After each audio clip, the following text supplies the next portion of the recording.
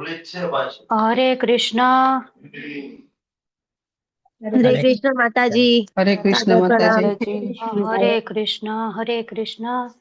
સ્વાગત છે તમારું બધાનું Shri Shri Radha ગોવિંદના temple ISKCON Bengaluru coli તરફથી. અને આજે આપણે મળી રહ્યા છીએ ભક્તિ શાસ્ત્રીમાં અને શ્રી ઈશોપનિષદની ચર્ચાઓમાં. તો ખૂબ ખૂબ સ્વાગત છે. હિરણમય કેશવી માતાજી, માનસી માતાજી, વિમલા માતાજી, અમરીશનાથ કૃષ્ણ પ્રભુ, અશ્રિતા માતાજી, કૃપાલી માતાજી, લલિત કુમાર વેદ પ્રભુ, મિત્ર વૃંદા સુમુખી માતાજી અને નૈના નડિયાદરા માતાજી. ખૂબ ખૂબ સ્વાગત છે તમારું બધાનું. તો આજે આપણે ઈશોપનિષદની ચર્ચાઓમાં આગળ વધીએ એ પહેલા ભગવાન શ્રી રાધા કૃષ્ણ રાધા ગોવિંદજીને પ્રાર્થના કરીએ કે આપણને એમનું જ્ઞાન છે એ સરસ રીતના સમજાઈ જાય અને મંગલાચરણથી આજનું સેશન સ્ટાર્ટ કરીએ. ઓમ અજ્ઞાનતિમિરાંધસ્ય જ્ઞાનાંજનશલાકયા ચક્ષુરુન્મીલિतं येन तस्मै श्रीगुरुवे नमः. श्रीचैतन्यमनोभीष्टं स्थापितं येन भूतले स्वयं रूपः कदा मह्यं ददाति स्वपदान्तिकं वन्देऽहं श्रीगुरो श्रीयुतपदकमलं श्रीगुरुन् वैष्णवांश्च श्रीरूपं साग्रजातं सहगण रघुनाथान्वितं तं सजीवं साद्वैतं सावधूतं परिजनसहितं कृष्ण चैतन्य देवं श्रीराधा कृष्णपादान् सहगण ललिता श्रीविशाखान्विताश्च हे कृष्ण करुणा सिंधो दीनबंधो जगतपते गोपेश गोपिका कांत राधा कांत नमस्तुते तप्त कांचन गौरांगी राधे वृंदावनेश्वरी वृषभानुसुते देवी प्रणमामि हरिप्रिये वाञ्छाकल्पतरुभ्यश्च कृपा सिन्धुभ्य एव च पतितानां पावनेभ्यो वैष्णवेभ्यो नमो नमः. नमो विष्णुपादाय कृष्णपृष्ठाय भूतले श्रीमते भक्ति वेदांत स्वामिनिति नामिने नमस्ते सरस्वती देवी गौरवाणी प्रचारिणे निर्विशेषा शून्यवादी पाश्चात्य देश तारिणे जय श्री कृष्ण चैतन्य प्रभु नित्यानंद श्री अद्वैत गदाधर श्रीवासादि गौर भक्त वृंद हरे कृष्णा कृष्ण कृष्ण हरे हरे हरे राम राम राम हरे हरे. श्री श्री राधा गोविंद भगवान की जय. गौर निताय की जय. श्रील प्रभुपाद की जय. गुरु महाराज की जय. अनंत अनंत कोटि वैष्णव वृंद की जय. श्री ईशोपनिषद की जय. हरे कृष्ण सर्वे ने. હરે કૃષ્ણ માતાજી. હરે કૃષ્ણ हरे માતાજી. कृष्ण हरे कृष्ण हरे कृष्ण. લેટ જોડાણા એ બધાનું પણ ખૂબ જ સ્વાગત છે. તો આજનું આપણું સેશન છે એ સ્ટાર્ટ કરીએ. કયો મંત્ર પહોંચ્યા છીએ આપણે બધા? 10મો મંત્ર. હરિ બોલ.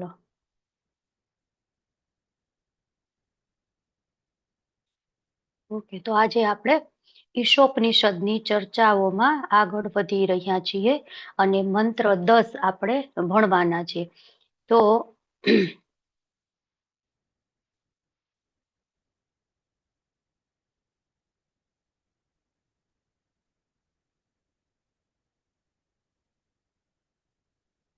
ઓકે ચલો.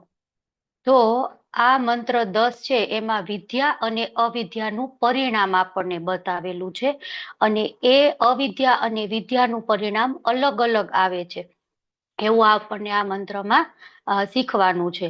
તો વાસ્તવિકતામાં અવિદ્યા અને વિદ્યા કોને કહેવાય એ આપણે 9મા મંત્રમાં જોઈ ગયા. બરાબર. તો જે 9મા મંત્રમાં અવિદ્યા અને વિદ્યા બંને બતાવેલું છે, તો વિદ્યા છે ને એને પણ અહીંયા 10મા મંત્રમાં કીધું છે કે એ પણ સાચી નથી કે સારી નથી. બરાબર. 9મા એકોર્ડિંગ ટુ મંત્ર 9 વિદ્યા એટલે શું? હરે કૃષ્ણ કોણ કહેશે? હરે કૃષ્ણ. હરે કૃષ્ણ બોલો. એકે જ્ઞાનને પ્રાપ્ત કરવું કે જે ઇન્દ્રિય ભોગમાં સહાયતા કરે. ઓકે. અને અવિદ્યા એટલે? હરે ઇન્દ્રિય કૃષ્ણ ભોગ માતાજી. એ જે હરે આપણે કૃષ્ણ. ઇન્દ્રિય તૃપ્તિ કરીએ ને એને પોષવા માટે જે જ્ઞાન આપણે લઈએ ને એને અવિદ્યા કહેવાય. ઓકે, સરસ. તો એક માઇનોર સામાન્ય ડિફરન્સ છે વિદ્યા અને અવિદ્યા બંને વચ્ચેનો, બરાબર. તો જે ભૌતિક જ્ઞાન માટે આપણે યુઝ કરીએ એવું જ્ઞાન છે એને વિદ્યા કહેવાય, અને ઇન્દ્રિય તૃપ્તિના વિષયોમાં આપણે રચ્યા પચ્યા રહીએ એ અવિદ્યા, બરાબર. તો હવે મંત્ર 10 છે એનો વિષય શું છે? તો સાચું જ્ઞાન, વિદ્યાનું પરિણામ શું આવશે, અને આપણે એ સાચું જ્ઞાન છે વિદ્યા એને કઈ રીતના વિકસિત કરી શકીએ. તો મંત્ર 9 માં ખોટા જ્ઞાનનું પરિણામ બતાવ્યું છે, અને મંત્ર 10 માં અવિદ્યા અને વિદ્યાનું બંનેનું પરિણામ અલગ અલગ છે એ બતાવેલું છે. તો એ વાત ઉપર ભાર મૂકવામાં આવેલું છે કે બંને છે એનું પરિણામ અલગ અલગ આવશે, બરાબર. તો હવે આપણે આ જ્ઞાન છે એ કઈ રીતે મેળવવું જોઈએ? તો ધીર પુરુષ પાસે જઈ અને મેળવવું જોઈએ, અને એ જ્ઞાન મેળવવા માટે આપણે પણ ધીર થવું જોઈએ. તો ધીર એટલે શું? કે જેને ઇન્દ્રિયોને પોતાના વશમાં કરી લીધી છે, તો એ જ વ્યક્તિ છે આવું આપણને સાચું જ્ઞાન આપી શકે. તો હવે આપણે મંત્ર 10 તરફ આગળ વધીએ. શું છે? અન્યત એવ આહુ હરે વિદ્યા. કૃષ્ણ માતાજી. અન્યત. હરે કૃષ્ણ. માતાજી, તમે દેખાતા નથી, 2 જગ્યાએથી જોઈન કર્યું છે, તો તમને સ્પોટલાઇટ કર્યું છે, એમના નામ જ આવે છે. એવું છે? ઓ ભારો, હું મારો વિડીયો છે ને એને સ્પોટલાઇટ કરું, કેમ કે અહીંયા છે ને. ઓકે, ચલો. હવે થઈ ગયું. હા માતાજી, હવે બરાબર છે. હવે મેં જેમાં મારો વિડીયો ચાલુ છે ને એને મેં યસ સ્પોટલાઇટ માતાજી. કર્યું છે. હા, ઓકે, હવે બરાબર ચાલો. છે માતાજી. હરે કૃષ્ણ. હરે કૃષ્ણ. તો આપણે મંત્ર વાંચીએ. અન્યત એવ આહુ વિદ્યા, અન્યત આહુ અવિદ્યાય, ઇતિ શુશ્રુમ ધીરાણામ યેન તત્વિચ ચક્ષિરે. તો અનુવાદ શું છે? કે ડાયા માણસોએ સમજાવ્યું છે કે જ્ઞાનના વિકાસથી એક પરિણામ મળે છે, અને અવિદ્યાથી તેનાથી અલગ બીજું પરિણામ મળે છે, બરાબર. તો વિદ્યાથી અલગ પરિણામ મળશે અને અવિદ્યાથી અલગ પરિણામ મળશે.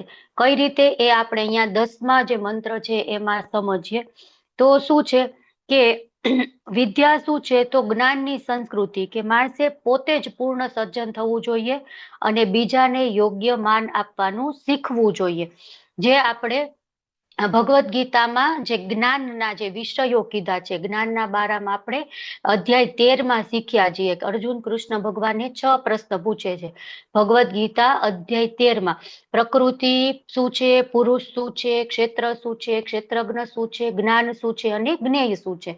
તો આ ચેપ્ટર 3માં ચેપ્ટર 13માં જ્ઞાનનું વર્ણન આવે છે, કે જ્ઞાનના જે અંગો છે, 20 અંગો છે, જે આપણે ત્યારે ભણ્યા ત્યારે જાણ્યા હતા. તો પ્રભુપાદજી એ જ 20 અંગોને અહીં પ્રસ્તુત કરે છે. તો વાસ્તવિકતામાં વિદ્યા શું છે? કે આપણે વાંચીએ ભગવદ્ ગીતાના ક્લાસમાં, આપણે ઓલરેડી ડિસ્કસ થઈ ગયું છે, બરાબર. આપણે વાંચીએ છીએ, શીખીએ છીએ, જાણીએ છીએ, સમજીએ છીએ. તો એ બધું શું છે? વિદ્યા છે. પણ એ કેવી છે? ભૌતિક છે. જ્યાં સુધી આપણે ભગવાનના કાર્યોમાં એને લગાવતા નથી ત્યાં સુધી એ વિદ્યા છે એ આપણને અંધકાર તરફ લઈ જશે, બરાબર. તો આપણે ઈશોપનિષદમાં પ્રભુપાદજી શું કહે છે એ વાંચીએ. Page number 64. કોણ વાંચશે? ચલો, હેન્ડ રેઝ કરો જેને વાંચવું હોય.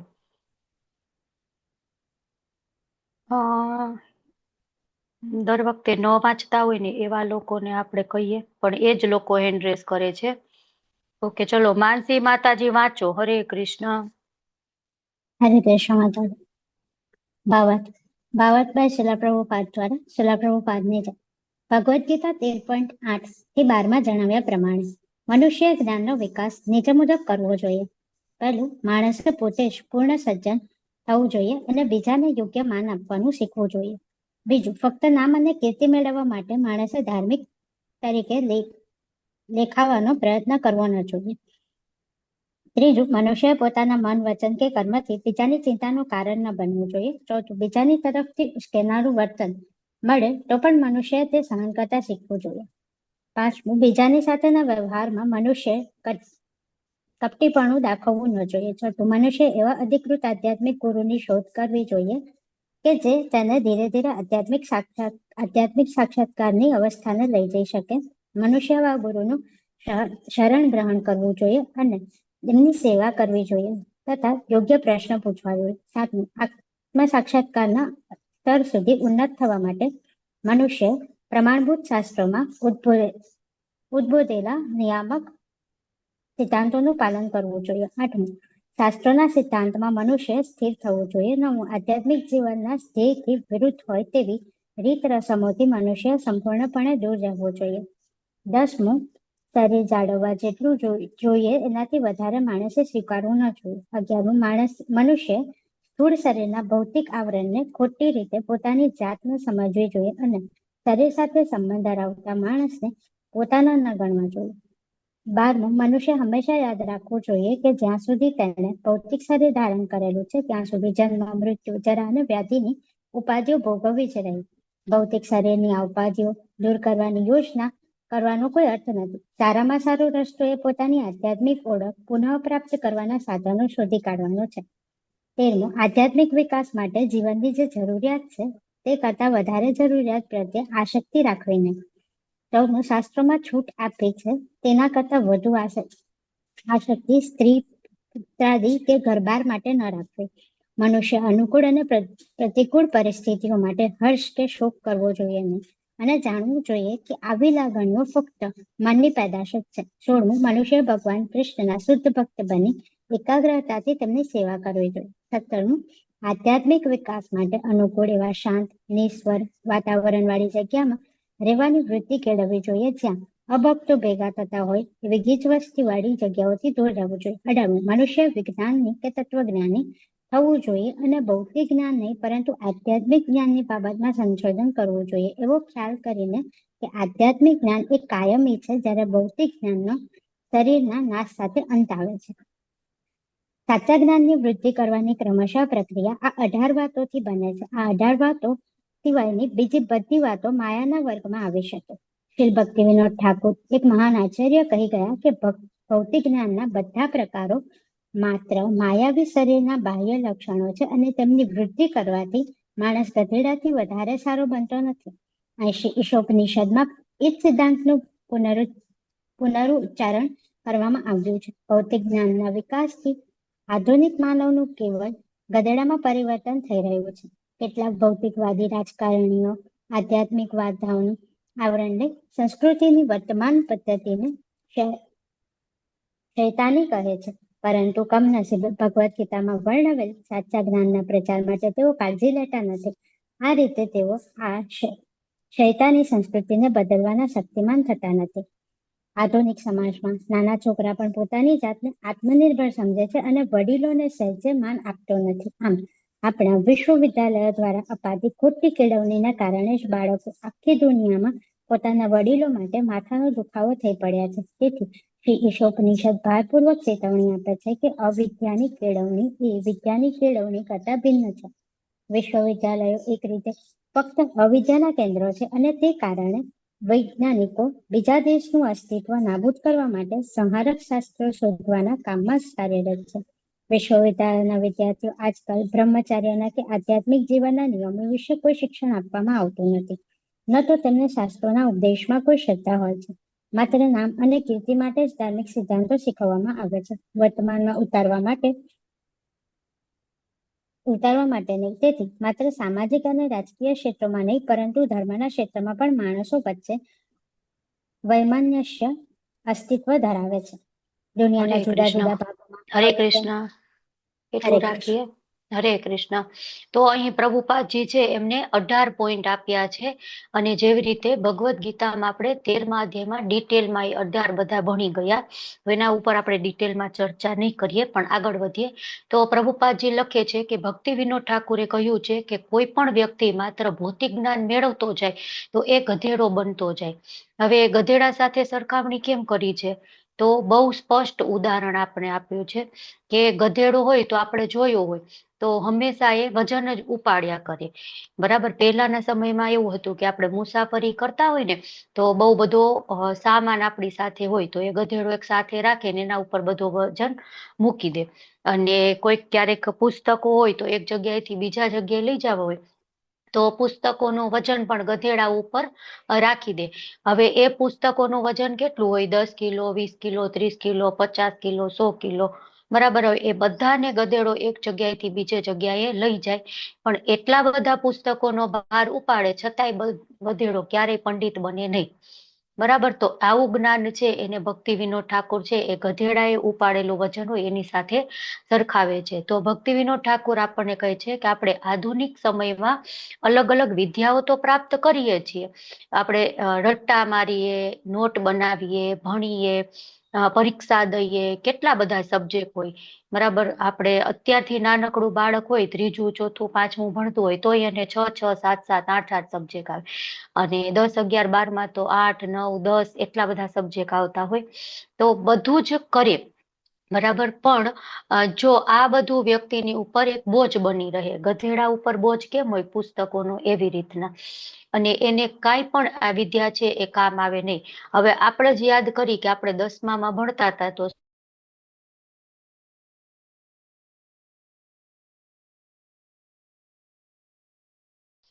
ક્યાંય નથી થતું. બરાબર. કોક માણસ એન્જિનિયરિંગની લાઈનમાં ગયો હોય ને એને કંઈક યુઝફુલ થતું હશે. બરાબર. પણ આપણે તો એવું ક્યાંય યુઝફુલ થતું નથી. તો એ જ રીતના ગધેડું હોય એનું જે જ્ઞાન છે એ જ્ઞાન સાથે એને સરખાવ્યું છે. તો આધુનિક જ્ઞાન આપણે પ્રાપ્ત કરીએ તો આપણે છે એ ગધેડા જ રહીએ, કે આવું કોઈ પણ જ્ઞાન છે આપણને ક્યાંય પણ કામ આવે નહીં, કે ક્યાંયથી આપણું ચરિત્ર છે એ બદલાય નહીં. તે ઓરિજિનલ જેવો હતો એવો જ રહે. એના સ્વભાવમાં કાંઈ પરિવર્તન ન થાય, એના ચરિત્રમાં કાંઈ પરિવર્તન ન થાય, કાંઈ પણ. એટલા બધા વર્ષો સુધી મહેનત કરી, એટલું બધું ભણી તો એક ઊંચી પોસ્ટ ઉપર આવે. બરાબર. બાકી એને બીજું કાંઈ પણ ધન કમાય. બરાબર. બીજું કાંઈ પણ આ જ્ઞાન છે એ યુઝફુલ થાય નહીં. તો એ વ્યક્તિનું જ્ઞાન છે એ ભગવાનની ભક્તિમય સેવામાં ક્યારેય પણ લાગે નહીં. તો એવો જ્ઞાન છે એનો કાંઈ પણ ઉપયોગ નહીં, જે ભગવાનની ભક્તિમાં કે ભગવાનની સેવામાં લાગે નહીં. બરાબર. તો એવું જ્ઞાન ભક્તિ વિનોદ ઠાકોર આપણને કીધું છે. હવે પ્રભુપાદજી છે એ આગળ એક્ઝામ્પલ આપે છે કે આજના સમયમાં વિદ્યા જોવા મળતી નથી. તો કઈ રીતે? આપણને એમ થાય કે સ્કૂલ કોલેજ હોય તો એમાં તો ટીચર છે એ શીખવાડે જ છે, પણ એ વિદ્યા કેવી છે? એનાથી બાળકનો જે મેનર્સ હોવા જોઈએ, જે બાળકનું ચરિત્રનું સિંચન જવું જોઈએ, જે એનામાં ગુડ્સ મેનર હોવા જોઈએ, એ એનામાં આવતું નથી. બાળકો છે એ જ ટીચરનું સન્માન નથી કરતા, આદર નથી કરતા, તર્ક વિતર્ક કરે છે, ઝઘડા કરે છે. અને કેટલી વખત તો આપણે સાંભળીએ ને કે ન્યૂઝ ચેનલમાં આવતું હોય કે આ વિદ્યાર્થીએ ટીચરને માર્યું. બરાબર. તો માર પણ મારે છે. સ્કૂલે ગયા હોય એટલી વાર ઠીક છે, પછી એ જ ટીચરની નિંદા કરતા હોય, આ તો ટીચર આવા છે ને, આ સર આવા છે ને, આ મેમ આવા છે ને. બરાબર. કેટલી વખત તમારા કે મારા બાળકે એવું કીધું કર્યું હશે ને આપણે એમ કહીએ નહીં બેટા, આપણે એવું ન કહેવાય ટીચર વિશે. તો એ જ્ઞાન આવે તો બાળકમાં એ હમ્બલનેસ, એ રિસ્પેક્ટ એ આવવું જોઈએ ને, પણ એ આવતું નથી. કેમ નથી આવતું? કે એ અવિદ્યા છે. વિદ્યા હોય તો બાળકને એ સાચું શીખવાડે. બરાબર. પણ એ વિદ્યા જેવું શીખવાડે છે. તો આ બધા છે એ વિદ્યાના લક્ષણો નથી, અવિદ્યાના લક્ષણો છે. અને બીજી વાત શું છે કે આજના સમયમાં વિદ્યાર્થીને પ્રેરિત પણ કરીએ ને કે તમે ધર્મનું પાલન કરો, તો આપણે એને કોઈક પ્રકારની લાલચ આપવી પડે કે આમ કરશો તો આમ થશે. બરાબર. સપોઝ કે આપણે કોકને એમ કેવું હોય કે તમે આ ઇસ્કોનના મારા 18 દિવસના ક્લાસ છે જોઈન કરો, તો એમ કે તો મને શું ફાયદો થશે? તરત એ માણસ એમ કે. પછી આપણે એને કેવું જોઈએ તો તમે, આપણે અત્યારે બધા લક્ષ્મીના પૂજારી હોય, આપણે એમ કહીએ નારાયણની ભક્તિ કરશો તો લક્ષ્મીજી હાથે હાથે સાથે આવશે. તો એ લાલચના કારણે પ્રેરાઈને કદાચ આપણા ક્લાસ જોઈન કરે, અથવા તો એ લક્ષ્મી નારાયણની પૂજા કરે. તો આ રીતે કરી તો આમ લાભ થશે, આમ કરશો તો આવું લાભ થશે, એવી કંઈક આપણે લાલચ આપીએ. અથવા તો એને એમ થાય કે મારી પ્રસિદ્ધિ થશે, ખ્યાતિ થશે, એવું કંઈક એને ઈચ્છા હોય તો એ થાય. મતલબ કે કંઈક લાલચ આપણે એને આપવું જોઈએ.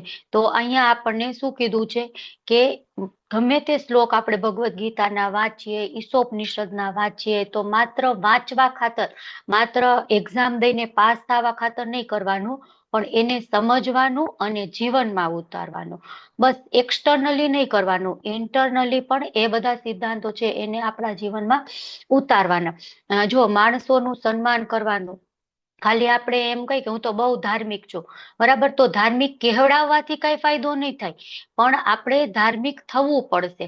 ગંભીરતાથી આપણે જ ગંભીર હશું ને તો આપણને કોઈક માણસ ગંભીરતાથી લેશે, નહીતર નહીં લે. તો ઘણા બધા લોકો એવા હોય છે કે અમે પણ મંદિરે જઈ છીએ, અમે પણ આ કરીએ છીએ. તો આપણે એને પૂછીએ ને, તમે મંદિરે જાઓ છો, અચ્છા તમે વૈષ્ણવ છો, તો તમે કયા નિયમોનું પાલન કરો છો? કે અમે કોઈ નિયમ નથી પાલન કરતા. આપણે કહીએ ને, અમે લડ્ડુ ગોપાલને માખણ મિશ્રી અર્પણ કરીએ છીએ. અચ્છા રોજ કરો છો? તો કે રોજ તો ન કરી, ક્યારેક ક્યારેક કરીએ. તો વસ્ત્ર ને બધું, તો કે ના ના એ તો હવે કઈ ન બદલાવાના હોય, ક્યારેક બદલાવીએ ક્યારેક ન બદલાવીએ, બરાબર. તો આ બધાનું કારણ શું છે કે એ લોકો ગ્રંથો આપણા વાંચતા નથી, એમને પૂરું જ્ઞાન નથી, બરાબર. તો આ બધું છે એ શું છે? અવિદ્યા છે, વિદ્યા નથી, બરાબર. વિદ્યા હોય તો એને ખબર હોવી જોઈએ, શાસ્ત્રો વાંચેલા હોવા જોઈએ. એટલે કેટલી વખત કેવું હોય કે ફેશન માટે, અત્યારે એક ફેશન છે કે અમારા ઘરે તો સરસ લડ્ડુ ગોપાલનું મંદિર છે, બરાબર. સરસ મજાના આમ ડાયમંડ વાળી જ્વેલરી પહેરાવેલી હોય ભગવાનની, આમ હેંગિંગ લાઈટો આમ લટકતી હોય ઉપર, અને ઓલા ઓટોમેટિક ઇલેક્ટ્રિક દીવા આવે ને એવા 2-3 દીવા આમ આજુબાજુમાં હોય. આપણે જઈને દર્શન કરીને તો આપણે એમ થાય કે વાહ કેટલા સરસ સેવા થાય છે, પણ સેવા કરવા વાળા કોણ હોય? જે નોકરો ચાકરો આવતા હોય ને એ જ સેવા કરે. પોતે તો તૈયાર થઈ અને જોબ ઉપર કે જ્યાં કઈ જવાનું હોય જતા રહે. નોકર ચાકર કહી દે કે આ લડ્ડુ ગોપાલ નામ કરી નાખજે ને તેમ કરી નાખજે, અથવા તો એવું પણ એ વીકમાં એક જ દિવસ થતું હોય. તો ગંભીરતાથી આપણે લેતા નથી અને ફેશન માટે આવું કરીએ છીએ. એટલા માટે આ બધું જ છે એ શું છે? અવિદ્યા છે.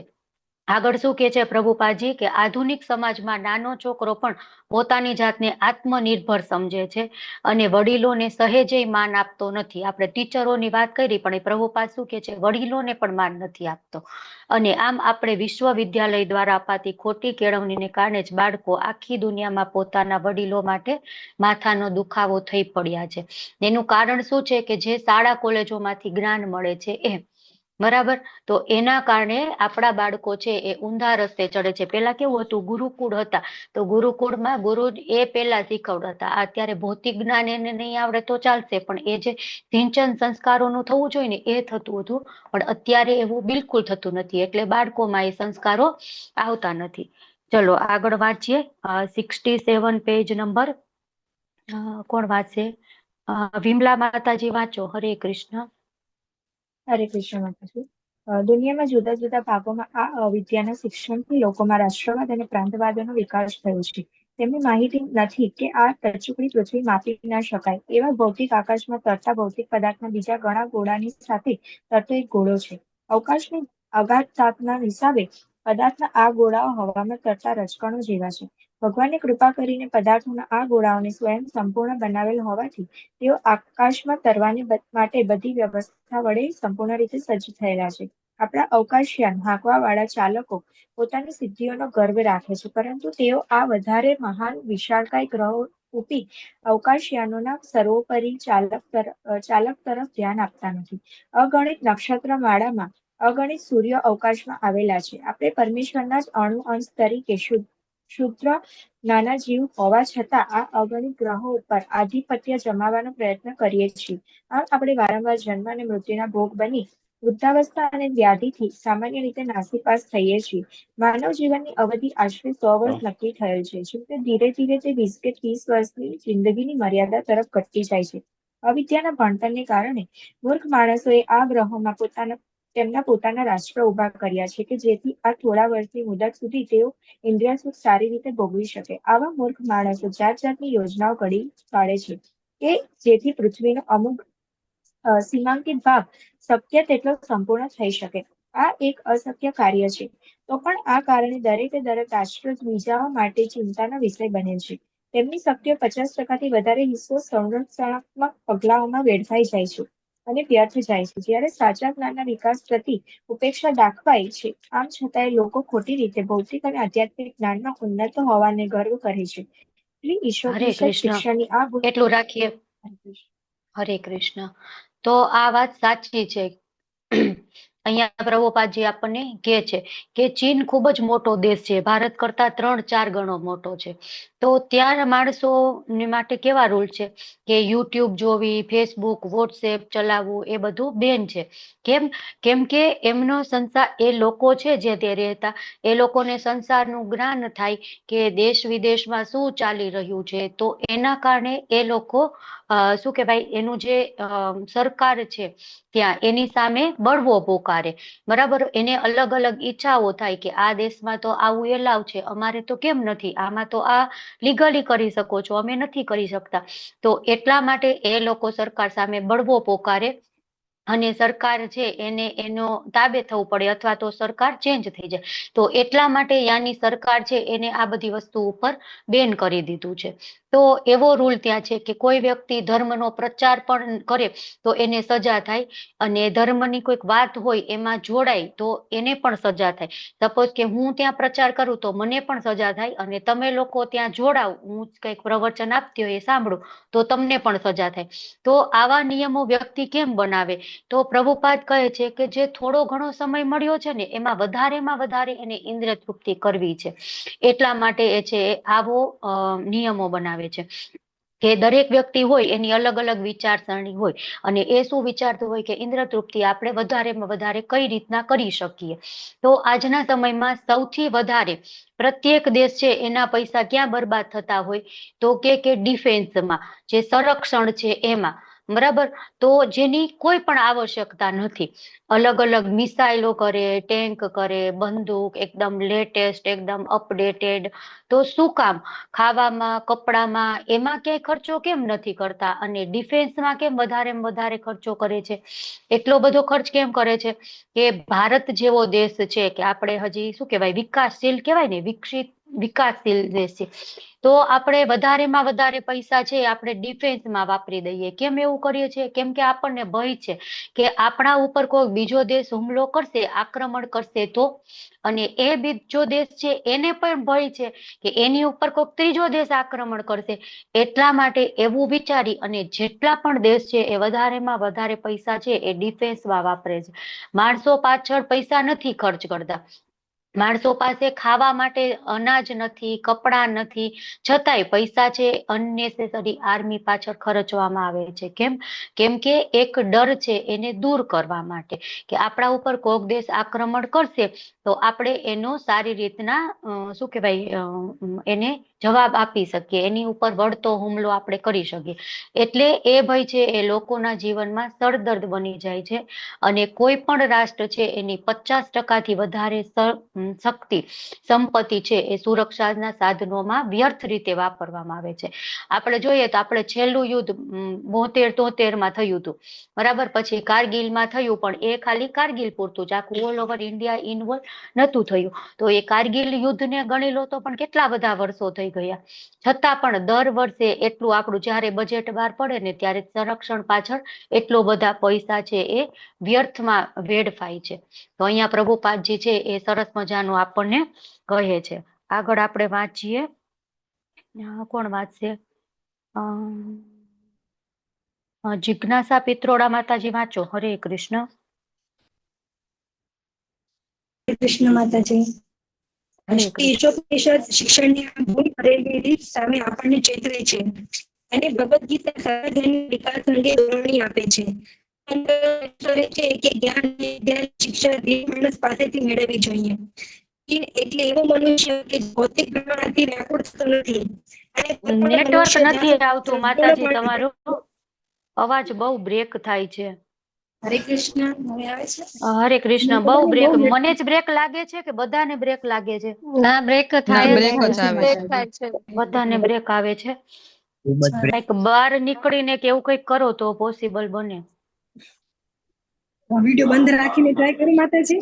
હવે આવે છે? હા, એવું કરો. હા, હવે આવે છે. બોલો, ચલો.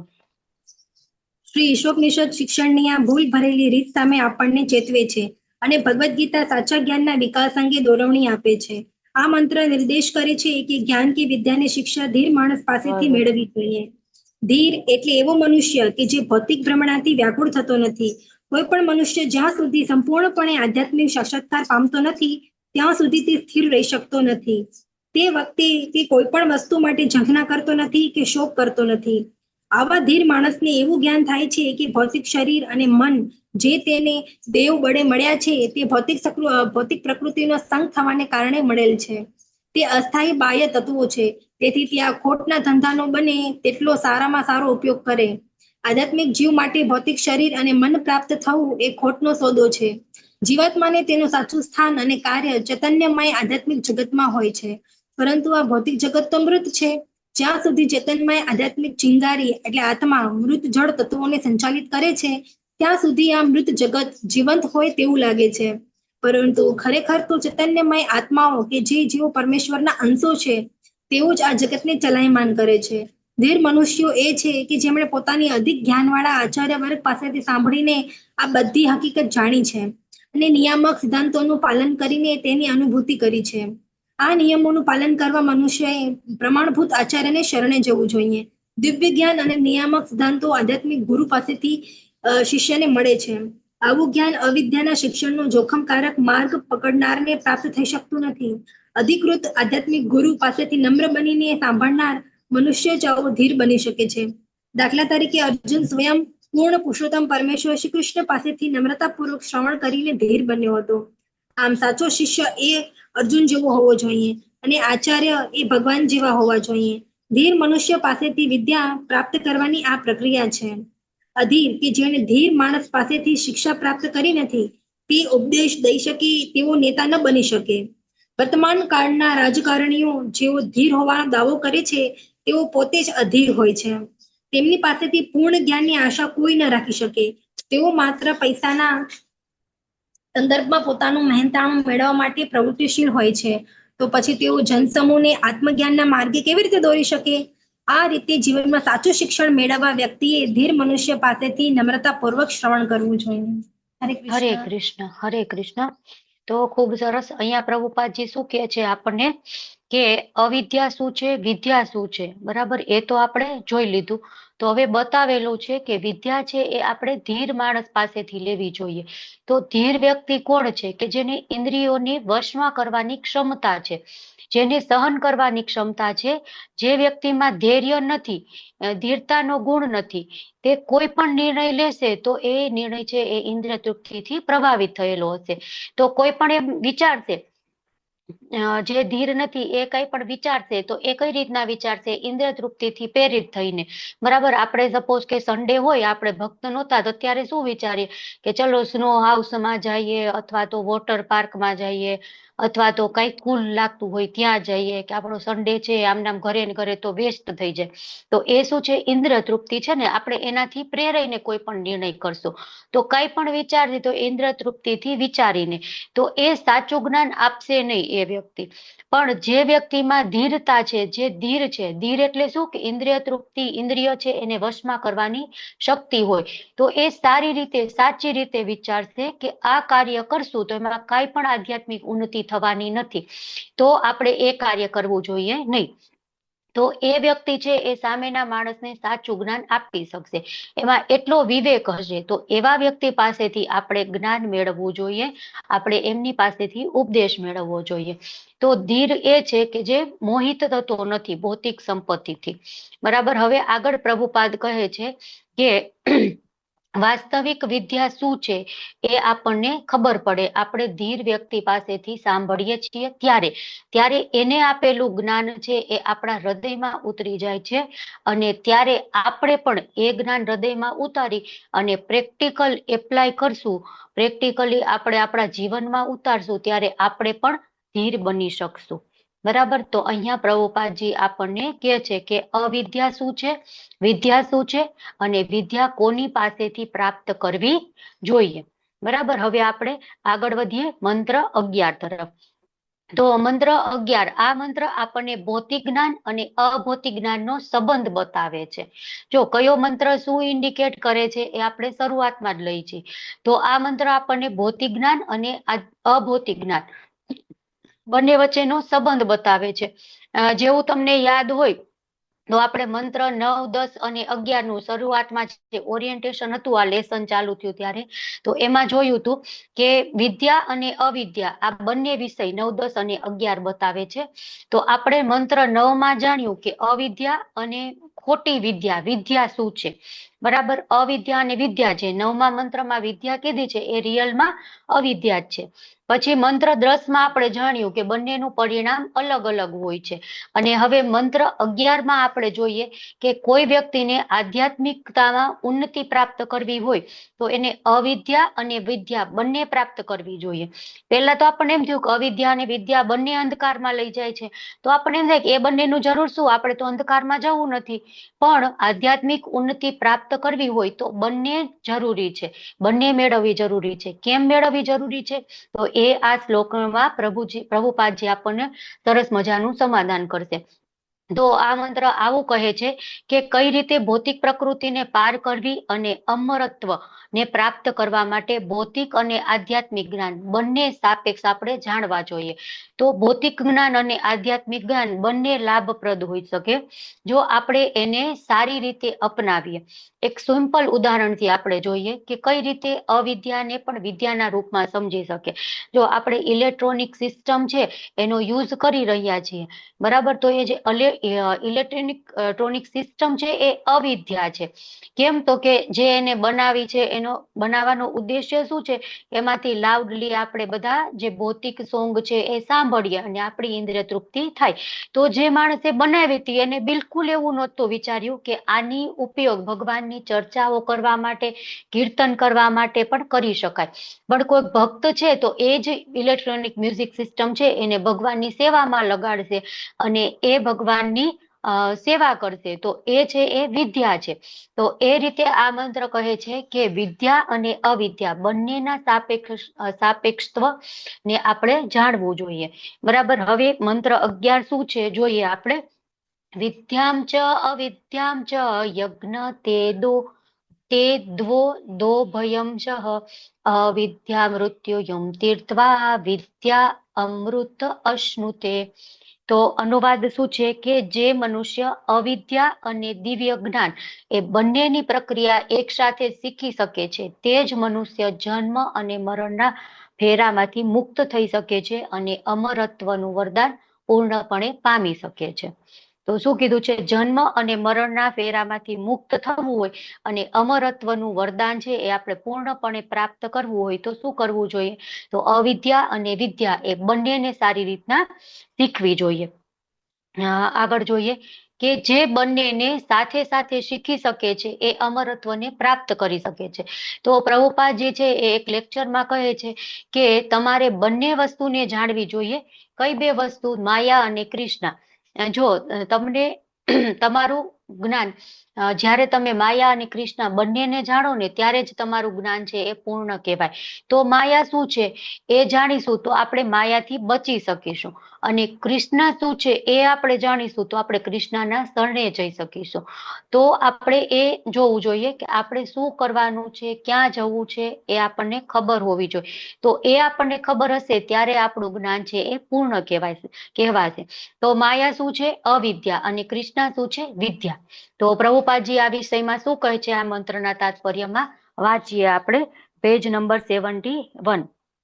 હરે કૃષ્ણ. કોણ વાંચશે?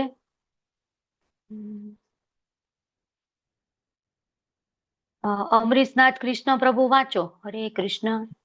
હરે કૃષ્ણ માતાજી. ભાવાર્થમાં શિલા પ્રભુપાદની જય. ભૌતિક જગતની શરૂઆતથી જ દરેક જણ શાશ્વત જીવન પામવા માટે પ્રયત્ન કરે છે, પરંતુ પ્રકૃતિના નિયમો એટલા ક્રૂર છે કે કોઈ પણ માણસ મૃત્યુના પંજાને ટાળી શકતો નથી. કોઈને પણ મરવાની મરજી થતી નથી અને ન તો કોઈને ગળું કે રોગગ્રસ્ત થવાનું ગમે છે, પરંતુ પ્રકૃતિના નિયમોને લીધે કોઈ પણ મનુષ્ય જન્મ, મૃત્યુ, જરા અથવા વ્યાધિમાંથી મુક્તિ મેળવી શકતો નથી. ભૌતિક જ્ઞાનના વિકાસથી જીવનના પ્રશ્નોનું નિરાકરણ થઈ શકતું નથી.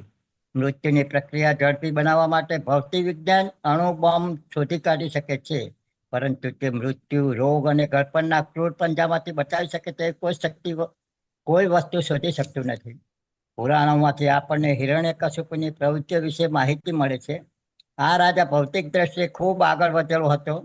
તેની ભૌતિક સિદ્ધિઓ અને અવિદ્યાની મદદથી તેણે મૃત્યુને વશ કરવા ઈચ્છ્યું હતું. આ માટે તેણે એવી તપસ્યા આદરી કે તેની યોગ શક્તિથી આખું બ્રહ્માંડ ખળબળી ગયું. તેણે વિશ્વના રચયિતા બ્રહ્મા નામના દેવને પોતાની પાસે દોડી આવવાની ફરજ પાડી. ત્યાર પછી તેણે તેમની પાસેથી અમર થવાનું વરદાન માંગ્યું, પણ બ્રહ્માએ કહ્યું કે તેઓ આ વરદાન આપવા શક્તિમાન નથી, કારણ કે તેઓ પોતે આ ભૌતિક જગતના રચયિતા અને બધા ગ્રહો ઉપર પ્રભુત્વ ધરાવનાર હોવા છતાં ખુદ અમર નથી. ભગવદ્ ગીતા 8.17માં કથન કર્યા મુજબ બ્રહ્માનું આયુષ્ય ઘણું લાંબુ છે, પરંતુ તેમ છતાં તેનો અર્થ એ નથી કે તેમને મરવું પડતું નથી. હિરણ્ય એટલે સોનું અને કશિપુ એટલે સુવાળી પથારી. આ સાહેબને ફક્ત આ બે વસ્તુઓમાં જ રસ હતો, પૈસા અને સ્ત્રીઓ, અને આ રીતની જિંદગી તે અમર બનીને ભોગવવા માંગતો હતો. અમર થવાની આશાએ એણે બ્રહ્મા પાસેથી આડકતરી રીતે ઘણી વસ્તુઓ માંગી. બ્રહ્માએ તેને અમરત્વ આપવાની ના પાડતા 84 લાખ યોનિઓમાંથી કોઈ પણ માણસ, પશુ, દેવ અથવા કોઈ પણ જીવંત પ્રાણી તેને મારી શકે નહીં તેવું વરદાન તેણે માગ્યું. તેણે એમ પણ માગ્યું કે તેનું મૃત્યુ જમીન ઉપર, હવામાં કે પાણીમાં કે પોતાના જાતના શસ્ત્રોથી થાય નહીં. આ રીતે હિરણ્ય કશ્યપુએ મૂર્ખાઈથી એમ માન્યું કે મૃત્યુથી તેને હવે રક્ષણ મળી ગયું, પરંતુ છેવટે જોકે બ્રહ્માએ આ બધા વરદાન તેને આપ્યા હતા, છતાંય ભગવાને તેનો નરસિંહ રૂપે અર્ધ સિંહ અર્ધ માનવ સ્વરૂપે સંહાર કર્યો હતો. ભગવાને તેને મારવા માટે કોઈ હથિયારનો ઉપયોગ કર્યો ન હતો, પરંતુ ફક્ત પોતાના નખોથી જ તેને માર્યો હતો. તે જમીન પર, હવામાં કે પાણીમાં મરાયો ન હતો, કારણ કે તે અદ્ભુત ભગવાન નરસિંહના ખોળામાં મરાયો હતો, કે જે તેની કલ્પના શક્તિની બહાર હતા. તેથી બુદ્ધિથી અગમ્ય એવા અદ્ભુત ભગવાનના ખોળામાં તેને મૃત્યુ મળ્યું. અહીં મુદ્દો એ છે કે હિરણ્યકશિપુ, જે ભૌતિકવાદીઓમાં પણ સૌથી વધુ શક્તિશાળી હતો, તે પણ પોતાની જુદી જુદી યોજનાઓ દ્વારા અમર થઈ શક્યો ન હતો. તો પછી આજના નાના હિરણ્યકશિપુ કે જેઓની યોજનાઓ પડે પડે રૂંધાય છે, તેઓ તો શું કરી શકવાના છે? શ્રી ઈશોપનિષદ આપણને જીવન ટકાવી રાખવાના સંઘર્ષને જીતવાના એકતરફી પ્રયત્ન નહીં કરવાનો બોધ આપે છે. જીવવા માટે દરેક જણ સખત પરિશ્રમ કરે છે, પરંતુ ભૌતિક પ્રકૃતિના નિયમો એટલા કડક અને કઠોર છે કે કોઈ પણ તેને ઓળંગી શકતું નથી. શાશ્વત જીવન પ્રાપ્ત કરવા માટે મનુષ્ય ભગવાનના ધામમાં પાછા જવા માટે તૈયાર રહેવું જોઈએ. ભગવાનના ધામમાં પાછા જવાની પ્રક્રિયા એ જ્ઞાનની જુદી શાખા છે, અને તે ઉપનિષદ, વેદાંત, ભગવદ્ ગીતા, શ્રીમદ ભાગવતમ વગેરે શાસ્ત્રોમાંથી શીખવાની રહે છે. આ જીવનમાં સુખી થવા માટે અને આ ભૌતિક દેશ છોડ્યા પછી શાશ્વત સુખમય જીવન પ્રાપ્ત કરવા માટે મનુષ્ય આ પવિત્ર શાસ્ત્રોનો અભ્યાસ કરવો જોઈએ અને દિવ્ય જ્ઞાનની પ્રાપ્તિ કરવી જોઈએ. બધ જીવ ઈશ્વર સાથેના પોતાના શાશ્વત સંબંધને ભૂલી ગયો છે, અને તેણે પોતાના જન્મના આ ક્ષણભંગુ સ્થળને ભૂલથી સર્વકાંતિક સમજી લીધું છે. ભગવાને કૃપા કરીને ઉપર જણાવેલા શાસ્ત્રો ભારતમાં પ્રદાન કર્યા છે, અને બીજા દેશોમાં બીજા શાસ્ત્રો આપ્યા છે, અને ભૂલકના માણસને યાદ આપી છે કે તેનું સાચું ઘર આ ભૌતિક જગતમાં નથી. દરેક જીવ એ દિવ્ય આત્મા છે, અને તે પોતાના દિવ્ય ધામમાં પ્રભુની પાસે પાછો ફરીને સુખી થઈ શકશે. પોતાના સામ્રાજ્યમાંથી ઈશ્વર પોતાના નિષ્ઠાવાન સેવકોને તેમના ધામમાં પાછા જવાના સંદેશાના પ્રચાર કરવા માટે મોકલે છે, અને કેટલીક વાર આ કામ કરવા તેઓ પોતે અહીં પધારે છે. બધા જેઓ તેમના વાલા સંતાનો છે, તેમના અંગ ઉપાંગો છે, અને તેથી આપણા કરતા ઈશ્વરને વધારે દુઃખ છે કે આપણે આ ભૌતિક અવસ્થામાં દુઃખ ભોગવીએ છીએ. ભૌતિક જીવનની ઉપાધિઓ આપણને હંમેશા યાદ દેવડાવે છે કે જળ વસ્તુ સાથેની આપણી હયાતી અસંગત છે. બુદ્ધિશાળી મનુષ્યો સામાન્ય રીતે આવી યાદોની નોંધ લે છે, અને વિજ્ઞાની અથવા દિવ્ય જ્ઞાનની ઉપાસનામાં પોતાની જાતને પરોવે છે. માનવ જીવન એ આધ્યાત્મિક જ્ઞાનની ઉપાસના માટેની એક ઉત્તમ તક છે, અને જે માણસ માનવ જીવનમાં મળેલી આ તકનો લાભ લેતો નથી તે નરાધમ એટલે કે અત્યંત હીન કક્ષાનો માણસ કહેવાય છે. હરે કૃષ્ણ. હરે કૃષ્ણ. આટલું રાખીએ. તો અહીં પ્રભુપાદજી છે એ આપણને સમસ્યા કહે છે. જો આપણે શરૂઆતમાં જોયું ને ત્યારે પણ જોયું હતું કે આપણને એ જ ખબર નથી કે આપણે સમસ્યા છે. એટલે પ્રભુપાદે અડધો ભાવાર્થ હોય ને એ તો સમસ્યા સમજાવવામાં જ જતો રહે. તો અહીં આપણને સમસ્યા કહે છે. સમસ્યા શું છે કે વ્યક્તિએ વારંવાર જન્મ મૃત્યુ લેવું પડે છે. જન્મ અને મરણ આ ચક્રમાં એ ફસાયેલો હોય છે. જો કે એ ઈચ્છતો નથી એવું કે વારંવાર એનું જન્મ થાય મરણ થાય. અને આનું સમાધાન કરવાની પણ વ્યક્તિ પોતે જ ટ્રાય કરે છે. બરાબર, આપણે ભક્ત હોય તો શું વિચારીએ કે આપણે ભગવાનની સેવા કરીએ, ભગવાનના ધામમાં જઈએ તો આપણે આ જન્મ મરણમાંથી બચી જાય. પણ ભૌતિક વ્યક્તિ છે એ પણ સેમ એવું જ વિચારે છે. એટલા માટે જ આપણે જો કોવિડ હતો, કોરોના, ત્યારે આપણે કેટલી કોવિડ વેક્સિનેશન લીધું. બરાબર, તો એ શું કામ લીધું હતું કે એ સમાધાન છે કે આપણને કોવિડ થાય અને આપણે મરી જઈએ તો એના કરતા સારું છે કે આપણે કોવિડ વેક્સિન લઈ લઈએ તો આપણું મરણ ન થાય. બરાબર, તો એ આધ્યાત્મિક વ્યક્તિ હોય કે ભૌતિક વ્યક્તિ હોય તો એ પણ એનું સમાધાન શોધતો હોય છે. તો આ રીતે ભૌતિક માણસ છે એ પણ કોશિશ કરી રહ્યો છે. જો વેવ 1, 2, 3, 4 કેટલી આવીને વેક્સિન આપણે લીધી ને તો દરેક વ્યક્તિ છે એ સમાધાન કરતો હોય છે. તો આ માનવ ઇતિહાસ છે કે એમાં કોઈ ને કોઈ વ્યક્તિ હોય જ છે કે જે આવું કરતો હોય છે. કેટલાય શું કહેવાય વૈજ્ઞાનિકો હોય તો એ વૈજ્ઞાનિકો પણ એવા અલગ અલગ સંશોધનો કરતા જ હોય કે એજ વધે નહીં, એજ ઉભી રહે, ઓલું ટાઈમ મશીન કે ટાઈમથી આપણે પાછળ જતા રહી, નાના થઈ જઈએ. બરાબર, કેટલું બધું એવી શોધખોળો ચાલતી હોય છે કે જે એજ રિલેટેડ આપણા હોર્મોન છે કે એજ રિલેટેડ જીન્સ છે એ બધાને ફ્રીઝ કરી દે, કે એની પ્રક્રિયા ધીમી કરી દે, કે એન્ટી એજિંગ બધું નીકળું છે અલગ અલગ મેડિસિન કે એ તમારી એજ નો વધવા દે. તો એ બધું શું કરવા કે મરણ કોઈને જતું નથી. મરણ થાય તો ફરીથી જન્મ થાય ને કે આ આયુષ્ય છે એ જ આપણે લાંબે ને લાંબુ થતું જાય. આપણે વધારે ને વધારે ઇન્દ્રિય તૃપ્તિ કરી શકીએ આ જ આયુષ્યમાં, આ જ જન્મમાં. તો એ પ્રભુપાદજી છે આપણને હિરણ્યકશિપુનું ઉદાહરણ આપ્યું છે. એ હિરણ્યકશિપુ છે એને બ્રહ્માજીની તપસ્યા કરી અને બ્રહ્માજી પાસે શું માંગ્યું? અમરત્વ. બ્રહ્માજી કે પણ હું અમર નથી, તને અમરત્વ કઈ રીતના આપી શકું? પછી આપણને બધાને ખબર છે કે અલગ અલગ વરદાન વાગ્યા કે આ રીતે મૃત્યુ ન થાય, તે રીતે મૃત્યુ ન થાય. તો એ તો એક એ સમયનો હિરણ્યકશિપુ હતો. પણ અત્યારે એવા કેટલાય બધા આપણા જેવા નાના નાના હિરણ્યકશિપુ છે. બરાબર, કે એ આમ નો થવું જોઈએ, આ કરીએ તો મૃત્યુ નો થાય, આ કરીએ તો મૃત્યુ નો થાય. તો આ એક સમાધાન એ દરેક ઈચ્છે છે સમાધાન કરવા, પણ મેથડ બધાની અલગ અલગ હોય છે. શું છે સમસ્યા? જન્મ મૃત્યુ થાય છે અને એનું સમાધાન કઈ રીતના કરે તો બધા હિરણ્યકશિપુએ કેમ કર્યું હતું એવી રીતના. પણ આપણને બધાને ખબર છે કે હિરણ્યકશિપુ પણ એમાંથી બચી શક્યો નતો. ભગવાન એના માટે કેવા બન્યા હતા? અર્ધ માનવ અને અર્ધ સિંહ. અને પછી કે આ નહીં, જેની બધી શરતો હતી ને એ બધી જ ફૂલફિલ થાય ને એ રીતે ભગવાને એનો વધ કર્યો હતો. તો આપણા જેવા નાના મોટા હિરણ્યકશિપુને તો શું ઓકાત, પણ છતાં પણ બધા આજના વૈજ્ઞાનિકો છે, અમુક ડોક્ટરો છે, અમુક કહેવાતા ભૌતિકવાદીઓ છે, એ બધા હજી એ શોધખોળો કર્યા રાખે છે, એ સમાધાન શોધ્યા રાખે છે. તો જ્યારે આપણે વિદ્યા અને અવિદ્યા બંનેને સમજી લઈએ અને બંનેને આધ્યાત્મિક પ્રગતિ માટે એપ્લાય કરીએ ત્યારે વ્યક્તિ છે આનું સમાધાન કરી શકે, નહીતર એનું સમાધાન કરી શકે નહીં. આગળ આપણે વાંચીએ પેજ નંબર 74.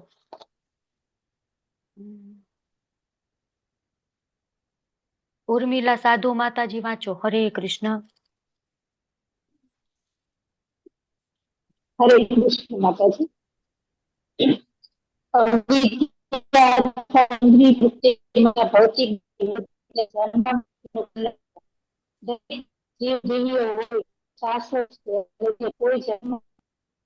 અવાજ બહુ બ્રેક થાય છે માતાજી. વિડિયો ઓફ કરીને ટ્રાય કરો તો. હરે કૃષ્ણ. વિડિયો બંધ કરીને વાંચો તો. આવે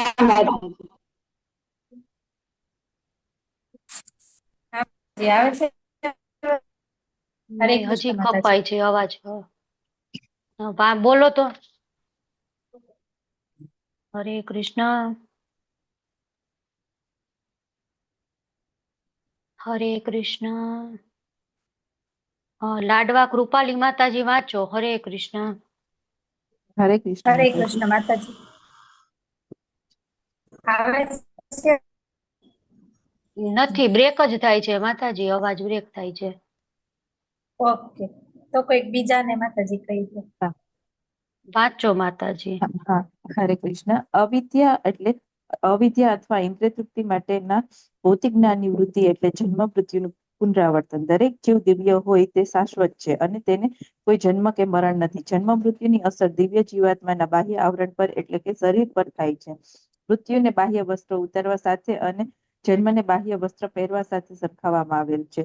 મૂર્ખ મનુષ્ય કે જેઓ અવિદ્યાની ઉપાસનામાં સ્થૂળ રીતે પુરવાયેલા છે તેઓ આ ક્રૂર પ્રક્રિયાની પરવા કરતા નથી. માયાની સુંદરતાથી મોહિત થઈને તેઓ વારંવાર તે જ દુઃખો સહન કરે છે અને છતાં તેમાંથી કોઈ પદાર્થ પાઠ શીખતા નથી. તેથી વિદ્યા અને દિવ્ય જ્ઞાનની ઉપાસના એ મનુષ્ય માટે જરૂરી છે.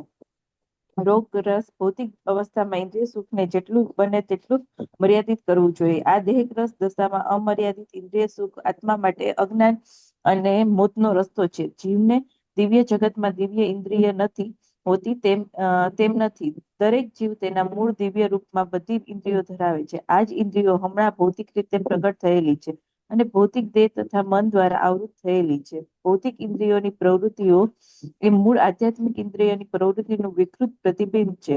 શરીર અને મનથી આવૃત થયેલી જે બધી ઇન્દ્રિયો ભૌતિક સ્વરૂપમાં છે તે બધી ઇન્દ્રિયોની પ્રવૃત્તિઓ છે. જ્યારે આત્મા ભૌતિક આવરણથી આવૃત થાય છે ત્યારે તે તેના માટે એક રોગગ્રસ્ત અવસ્થા છે. આ અવસ્થામાં તે ભૌતિક કાર્ય કરવા પ્રવૃત્ત થાય છે. સાચું ઇન્દ્રિય સુખ જ્યારે ભૌતિકતા રોગ દૂર થાય છે ત્યારે જ શક્ય બને છે. બધા ભૌતિક દોષોથી મુક્ત એવા આપણા પવિત્ર આધ્યાત્મિક સ્વરૂપમાં ઇન્દ્રિયોનું પવિત્ર સુખ શક્ય છે. કોઈ દર્દી ફરીથી ઇન્દ્રિયોનું સુખ બરાબર માણી શકે તે પહેલા તેણે સાજા થવાની જરૂર રહે છે. મનુષ્ય જીવનનું તેથી કરીને વિકૃત ભૌતિક ઇન્દ્રિય સુખ માણવાનું ન હોવું જોઈએ, પરંતુ ભૌતિક રોગોનું નિવારણ કરવાનું હોવું જોઈએ. ભૌતિક રોગોની વૃદ્ધિ એ કઈ જ્ઞાનની નિશાની નથી, પરંતુ તે તો અવિદ્યાની, અજ્ઞાનની અને ઉપાસનાની નિશાની છે. જ્યારે કોઈને તાવ આવ્યો હોય ત્યારે સારા આરોગ્ય માટે તાવની માત્રા 105 અંશથી 107 અંશ સુધી વધવા દેવી ન જોઈએ, પરંતુ આ માત્રા સામાન્ય સ્થિતિથી 98.6 અંશ સુધી ઘટાડી લાવવી જોઈએ. મનુષ્ય જીવનનું આ જ ધ્યેય હોવું જોઈએ. વર્તમાન ભૌતિક સભ્યતાની નીતિ આ તાવગ્રસ્ત ભૌતિક સ્થિતિની બીમારીની માત્રા વધારવાની છે, જે અણુબોમ્બના રૂપમાં 107 અંશ સુધી પહોંચી ગયેલ છે. તે દરમિયાન મૂર્ખ રાજકારણીઓ બૂમો પાડે છે કે દુનિયાનો કોઈ પણ સમયે નરકે જશે. આ જ ભૌતિક જ્ઞાનના વિકાસનું પરિણામ છે અને સાથોસાથ આધ્યાત્મિક જ્ઞાનની ઉપાસના જે જિંદગીનું સૌથી અગત્યનું અંગ છે તેની ઉપેક્ષાનું પરિણામ છે. શ્રી ઈશોપનિષદમાં અહીં ચેતવણી આપવામાં આવી છે કે મૃત્યુ તરફ લઈ જતા આવા જોખમી માર્ગમાં આપણે જવું ન જોઈએ. ઉલટું આપણે આધ્યાત્મિક જ્ઞાનની ઉપાસના વિકસાવવી જોઈએ કે જેથી મૃત્યુના ક્રૂર પંજામાંથી આપણને પૂર્ણપણે મુક્તિ મળી શકે. આનો અર્થ હરે એવો નથી કૃષ્ણ. હરે કૃષ્ણ. હરે કૃષ્ણ. તો આટલું રાખીએ. પ્રભુપાદજી અહીં છે એ બહુ સુંદર ઉદાહરણ આપે છે. જો પ્રભુપાદજી છે ને એમને આપણને એમ લાગે પ્રભુપાદજી તો આમ સામાન્ય, પણ એમને કેટલું જ્ઞાન હતું. એમની ફાર્મસી હતી અને એટલી મોટી ફાર્મસી હતી કે એ સમયના આપણા જે પ્રધાનમંત્રી હતા નરેન્દ્ર શું કહેવાય જવાહરલાલ નહેરુ, તો એમની જે મેડિસિન હતી એ પ્રભુપાદની ફાર્મસીમાંથી જતી હતી. આપણને એમ થાય કાંઈ ન કરતા હોય ને ચલો આમાં આવી ગયા અને પ્રચાર કરવા માંડ્યા. નહીં, પ્રભુપાદજી છે એ ખૂબ જ ધનાઢ્ય અને ખૂબ જ મોટી ફાર્મસીના માલિક હતા. પણ એ બધું જ છોડી અને પ્રભુપાદજીએ એ કૃષ્ણ ભાવનામૃતનો પ્રચાર કરવાનો બીડું ઝડપ્યું. તો એમનું જે જ્ઞાન હતું એ આપણને ઘણી વખત જોવા મળે. કેટલી તાત્પર્યમાં એમને જે એમનું જ્ઞાન હતું કે આયુર્વેદને લગતું નોલેજ હતું એ આપણને આપેલું છે. તો પ્રભુપાદજી એના રિલેટેડ સુંદર મજાનું એક ઉદાહરણ આપે છે કે કોકને તાવ આવ્યો હોય તો 101 તાવ હોય તો આપણે શું કહીએ થોડોક તાવ છે, પછી 102 થાય તો આપણે થોડુંક ટેન્શન થાય કે વધારે છે, અને 102 થી વધીને 104 થઈ જાય તો ડોક્ટર શું કે બહુ વધારે છે, જલ્દી આપણે ગમે એમ કરીને તાવ એનો ઉતારવો પડશે. પછી 105, 106, 107 એટલો બધો થાય તો નિયર ટુ ડેથ, એકદમ નજીક આવી ગયા મૃત્યુને, કે હવે મૃત્યુ એનું નિશ્ચિત છે, કે શરીર એટલો બધો તાપ છે એ સહન કરી શકે નહીં. તો પ્રભુપાદજી કહે છે કે એટલો ગમે એટલો વધારે તાવ હોય તો એને આપણે નોર્મલ કેટલું છે 98.6, તો એટલું ફેરનહીટ છે આપણે લાવવું પડે. તો આ ખૂબ જ સુંદર ઉદાહરણ પ્રભુપાદજી પ્રભુપાદજી આપે છે કે એ જ રીતે આપણે પણ છે ને એને ભૌતિકતાનો તાવ આવી ગયેલો છે. બરાબર, કેટલાયને 102 છે, કેટલાયને 103 છે, કેટલાયને 4, 5, 6, 7, પણ ગમે એટલો હોય, એકદમ હાઈ હોય કે સહન ન થઈ શકે એટલો, પણ ત્યાંથી આપણે નોર્મલ ટેમ્પરેચર છે ત્યાં લાવવું જ પડશે. અને એનું નોર્મલ જે સ્વરૂપ છે, જીવેર સ્વરૂપ હોય કૃષ્ણ નિત્યદાસ, તો એને ભાન થવાવું જ પડશે આપણને, ત્યારે જ એ છે એ નોર્મલ રહી શકશે. તો આ ખૂબ જ સુંદર ઉદાહરણ પ્રભુપાદજી આપે છે. અને પ્રભુપાદજી છે એ વારંવાર જ્યારે એમના લેક્ચર હોય ને ત્યારે એક વાર્તા પણ કહે છે. તો એ વાર્તા શું છે કે એક ખૂબ જ ધનિક મહિલા હતી અને એના ઘરમાં એક નોકરાણી હતી. તો એ મહિલા અને એ નોકરાણી એ બંને વચ્ચે કોમ્પિટિશન ચાલે. તો એ નોકરાણી ક્યારેક નવી સાડી લે ને તો બતાવે, જે માલિક હતી, માલકીન હતી એને, તો એ મહિલા પૂછે કેટલાની છે, તો નોકરાણી એમ કે 800ની, 1000ની, જે કઈ હોય એટલાની. તો મહિલા બજારમાં જાય, જે માલકીન હતી એ, અને એને 800ની લીધી હોય ને તો એ 8000ની સાડી લઈ આવે. અને બીજે દિવસે નોકરાણીને બતાવે કે જો તારા કરતા તો મારી સાડી 100 ગણી મોંઘી છે, એવી રીતના 1000 ગણી મોંઘી છે, 10 ગણી મોંઘી છે. તો એવી રીતે જ્યારે પણ, તો બીજે વખત ક્યારેક એવું બને કે નોકરાણી કઈક વસ્તુ લઈ આવે, તો એ માલકીન પૂછે કે આ કેટલાનું છે, તો એ કે આટલાનું. તો એ બીજી એવી જ સેમ વસ્તુ પણ એના કરતા 10 ગણી વધારે, 100 ગણી મોંઘી એવી લઈ આવે. તો હવે આવી કોમ્પિટિશન રેગ્યુલર એ બંને વચ્ચે ચાલે. હવે એક દિવસ એવું થયું કે નોકરાણીને તાવ આવ્યો, તો એ કામ કરવા નહોતી આવતી, એટલે ડોક્ટરને બોલાવ્યો. અને ડોક્ટરે બધું ચેક કરી, તપાસ કરી, અને ડોક્ટરે પૂછ્યું કે શું થયું છે. એટલે ડોક્ટર કે આને તાવ આવ્યો છે. કે કેટલો તાવ છે? તો ડોક્ટર કે એને 101 તાવ છે. તો જે એની માલકીન હતી ને એ કે હવે આને તો આટલો બધો તાવ છે, આ તો કઈ કામ નહીં કરે, આ તો આરામ જ કરશે. તો હવે હું શું કરું, કે એનું કામ બધું હું કરું? હું તો માલકીન છું, હું આટલું બધું કામ થોડું કરું ને. તો એવું સતત એ વિચારતી હતી કે એને તાવ આવ્યો ને મારે કામ કરવાનું, એમ એ આરામ કરશે ને હું કામ. તો એને વિચારમાં એને પણ તાવ આવી ગયો અને એનું પણ ટેમ્પરેચર વધી ગયું. પછી ડોક્ટરને બોલાવ્યા અને ડોક્ટરે કીધું કે કેટલો તાવ છે? તો કે તમારે 102 તાવ છે. તો એ મહિલાને આમ શાંતિ થઈ કે હા, પેલીને 101 હતો ને મારે 102 થયો, એમ મારે એના કરતા વધારે તાવ છે. પછી બીજે દિવસે શું થયું, પાછી ઓલી નોકરાણીને વધારે તબિયત ખરાબ થઈ. તો ડોક્ટરને બોલાવ્યા. તો ડોક્ટર કે આને તો કાલ કરતાંય વધારે તબિયત ખરાબ થઈ ગઈ, કે આનો તો તાવ ઘટવાના બદલે વધી ગયો. કે કેટલો થઈ ગયો? તો કે 103 થઈ ગયો. તો ઓલી મહિલાએ વિચાર્યું કે હું માલકીન છું, મારું ટેમ્પરેચર વધારે હોવું જોઈએ, આનું ટેમ્પરેચર કેમ વધારે છે? આ તો નોકરાણી છે. એટલે ગમે એમ કરીને ડોક્ટરને કે તમે ગમે એમ કરો, પણ મારે તાવ એના કરતા વધારે હોવો જ જોઈએ. એટલે પ્રભુપાદજી છે એ આ વાત કરી અને હસતા હોય છે કે આપણે બધાની હાલત પણ અત્યારે આવી છે, કે જે વ્યક્તિ ખોટા રસ્તે જાય છે ને, આપણે એને સુધારતા નથી. આપણે એમ નથી કહેતા કે આ તમે ખોટા રસ્તે જાઓ છો, પણ આપણે શું વિચારીએ છીએ કે આપણે એના કરતા વધારે ખોટું કઈ રીતના કરી શકીએ. બરાબર. હવે એ જે મહિલા છે માલકીન, એને શું કહેવું જોઈતું હતું કે તમે એને સાજી કરો જલ્દીથી દવા આપીને, બરાબર, કે જલ્દીથી એ બધું મારું કામ કરી શકે, તો મારે આ કામ ન કરવું પડે. પણ ઉલટાનું એને શું કીધું કે ગમે એમ કરીને એટલો વિચાર કર્યો કે એનો તાવ કેમ વધારે, કેમ વધારે. એવું હોય ને કે આપણે મેન્ટલી પણ થોડીક આપણી હેલ્થ ઉપર ઇફેક્ટ કરે. આપણે વારંવાર વિચારીએ ને કે મને આમ થયું છે, આમ થયું છે, આમ થયું, એક સમય એવું જ આવે કે એ રોગ તમને થઈ જ જાય.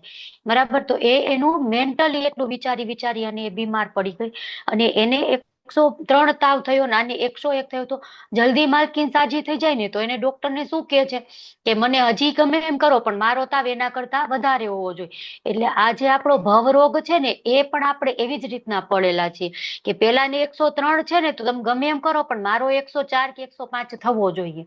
બરાબર. તો આપણે એવું નથી કહેતા કે એ ખોટો છે, આપણે એને રોકતા નથી, પણ આપણે શું કરીએ છીએ કે આપણે એના કરતા પણ ખોટું કઈ રીતના વધારે થાય એનો પ્રયત્ન કરીએ છીએ.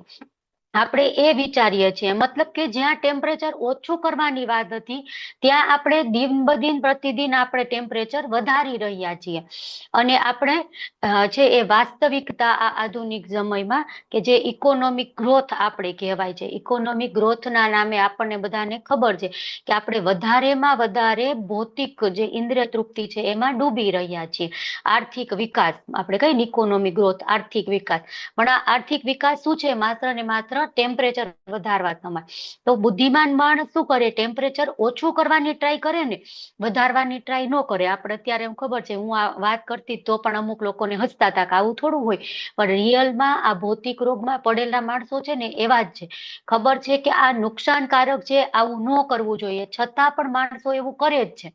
ઓલી તમાકુની પેકેટ હોય ને એમાં લખેલું જ આવે કે તંબાકુ ચુઈંગ ઇઝ ડેન્જરસ ફોર હેલ્થ, છતાં પણ એ જ ત્યાંથી જ ફાડશે એ જે પેકેટ હોય ને, અને એ હાથમાં લઈ અને એકદમ પ્રેમપૂર્વક ખાશે. ઓલા સિગરેટમાં લખેલું જ હોય smoking is dangerous for health, છતાં પણ એ ત્યાંથી જ પેકેટ તોડશે અને એ પ્રેમથી પીશે. તો એ શું છે? ભવરોગ વધારી જ રહ્યા છીએ ને આપણે. એ ઓલો તમાકુ ખાય છે અને તો કે નહીં, હું તો એના કરતા પણ હાઈ ક્વોલિટીની અને એના કરતા પણ વધારે તમાકુ ખાઈશ. બરાબર, કે એનું ટેમ્પરેચર કેમ વધારે હોય? નહીં, મારું જ વધારે હોવું જોઈએ. પણ અલા 6, 7, 8 ટેમ્પરેચર થશે તો ડેથ થઈ જશે, પણ એ કાંઈ લેવા દેવા નહીં. પણ મારે તો ટેમ્પરેચર એના કરતા વધારે હોવું જોઈએ. ટૂંકમાં આંધળી દોડમાં આપણે પડ્યા છીએ. તો આ ગ્રોથ નથી, આ આર્થિક વિકાસ નથી, આવો વિકાસ આપણે જોતો નથી. પ્રભુપાદ કહે ને કે આપણે કોન્ક્રીટના જંગલો બનાવી રહ્યા છીએ. અને એમ કે ઓલા કબૂતરના માળા હોય ને, આપણે દૂરથી ફ્લેટ હોય ને, વિશાળ મોટો 30-35 માળનો ફ્લેટ હોય ને, આપણે દૂરથી જોઈએ ને તો કબૂતરનું શું કહેવાય, ચબૂતરો હોય ને, એમાં નાના નાની એવી બખોલો આવડી કરેલી હોય, નાની નાની. એક કબૂતરનો એક હોલ, બીજાનો બીજો, ત્રીજાનો. તો એ દૂરથી આપણે જોઈએ ને તે ફ્લેટ એવા જ લાગે. તો કે આજકાલનો માણસ છે ને એ પણ આ નાના નાના કબૂતર માળું હોય ને, કબૂતરનું ઘર, એમાં જ રહી રહ્યો છે. તો આવી રીતે આપણે આપણું ટેમ્પરેચર વધારી રહ્યા છીએ. તો આપણે શું કરવાનું છે? ગોસ્વામી બનવા માટેની ટ્રાય કરવાની છે. મતલબ કે આપણું ટેમ્પરેચર ઓછું કરવાનું છે. આપણે બની રહ્યા છીએ શું? ગોદાસ બની રહ્યા છીએ, કે આપણે આપણું ટેમ્પરેચર વધારી રહ્યા છીએ. તો એક ભક્ત છે એને એવી શિક્ષા આપવી જોઈએ કે ક્યારેક સામાન્ય માણસોને જોઈ અને ઈર્ષા કરવી જોઈએ નહીં.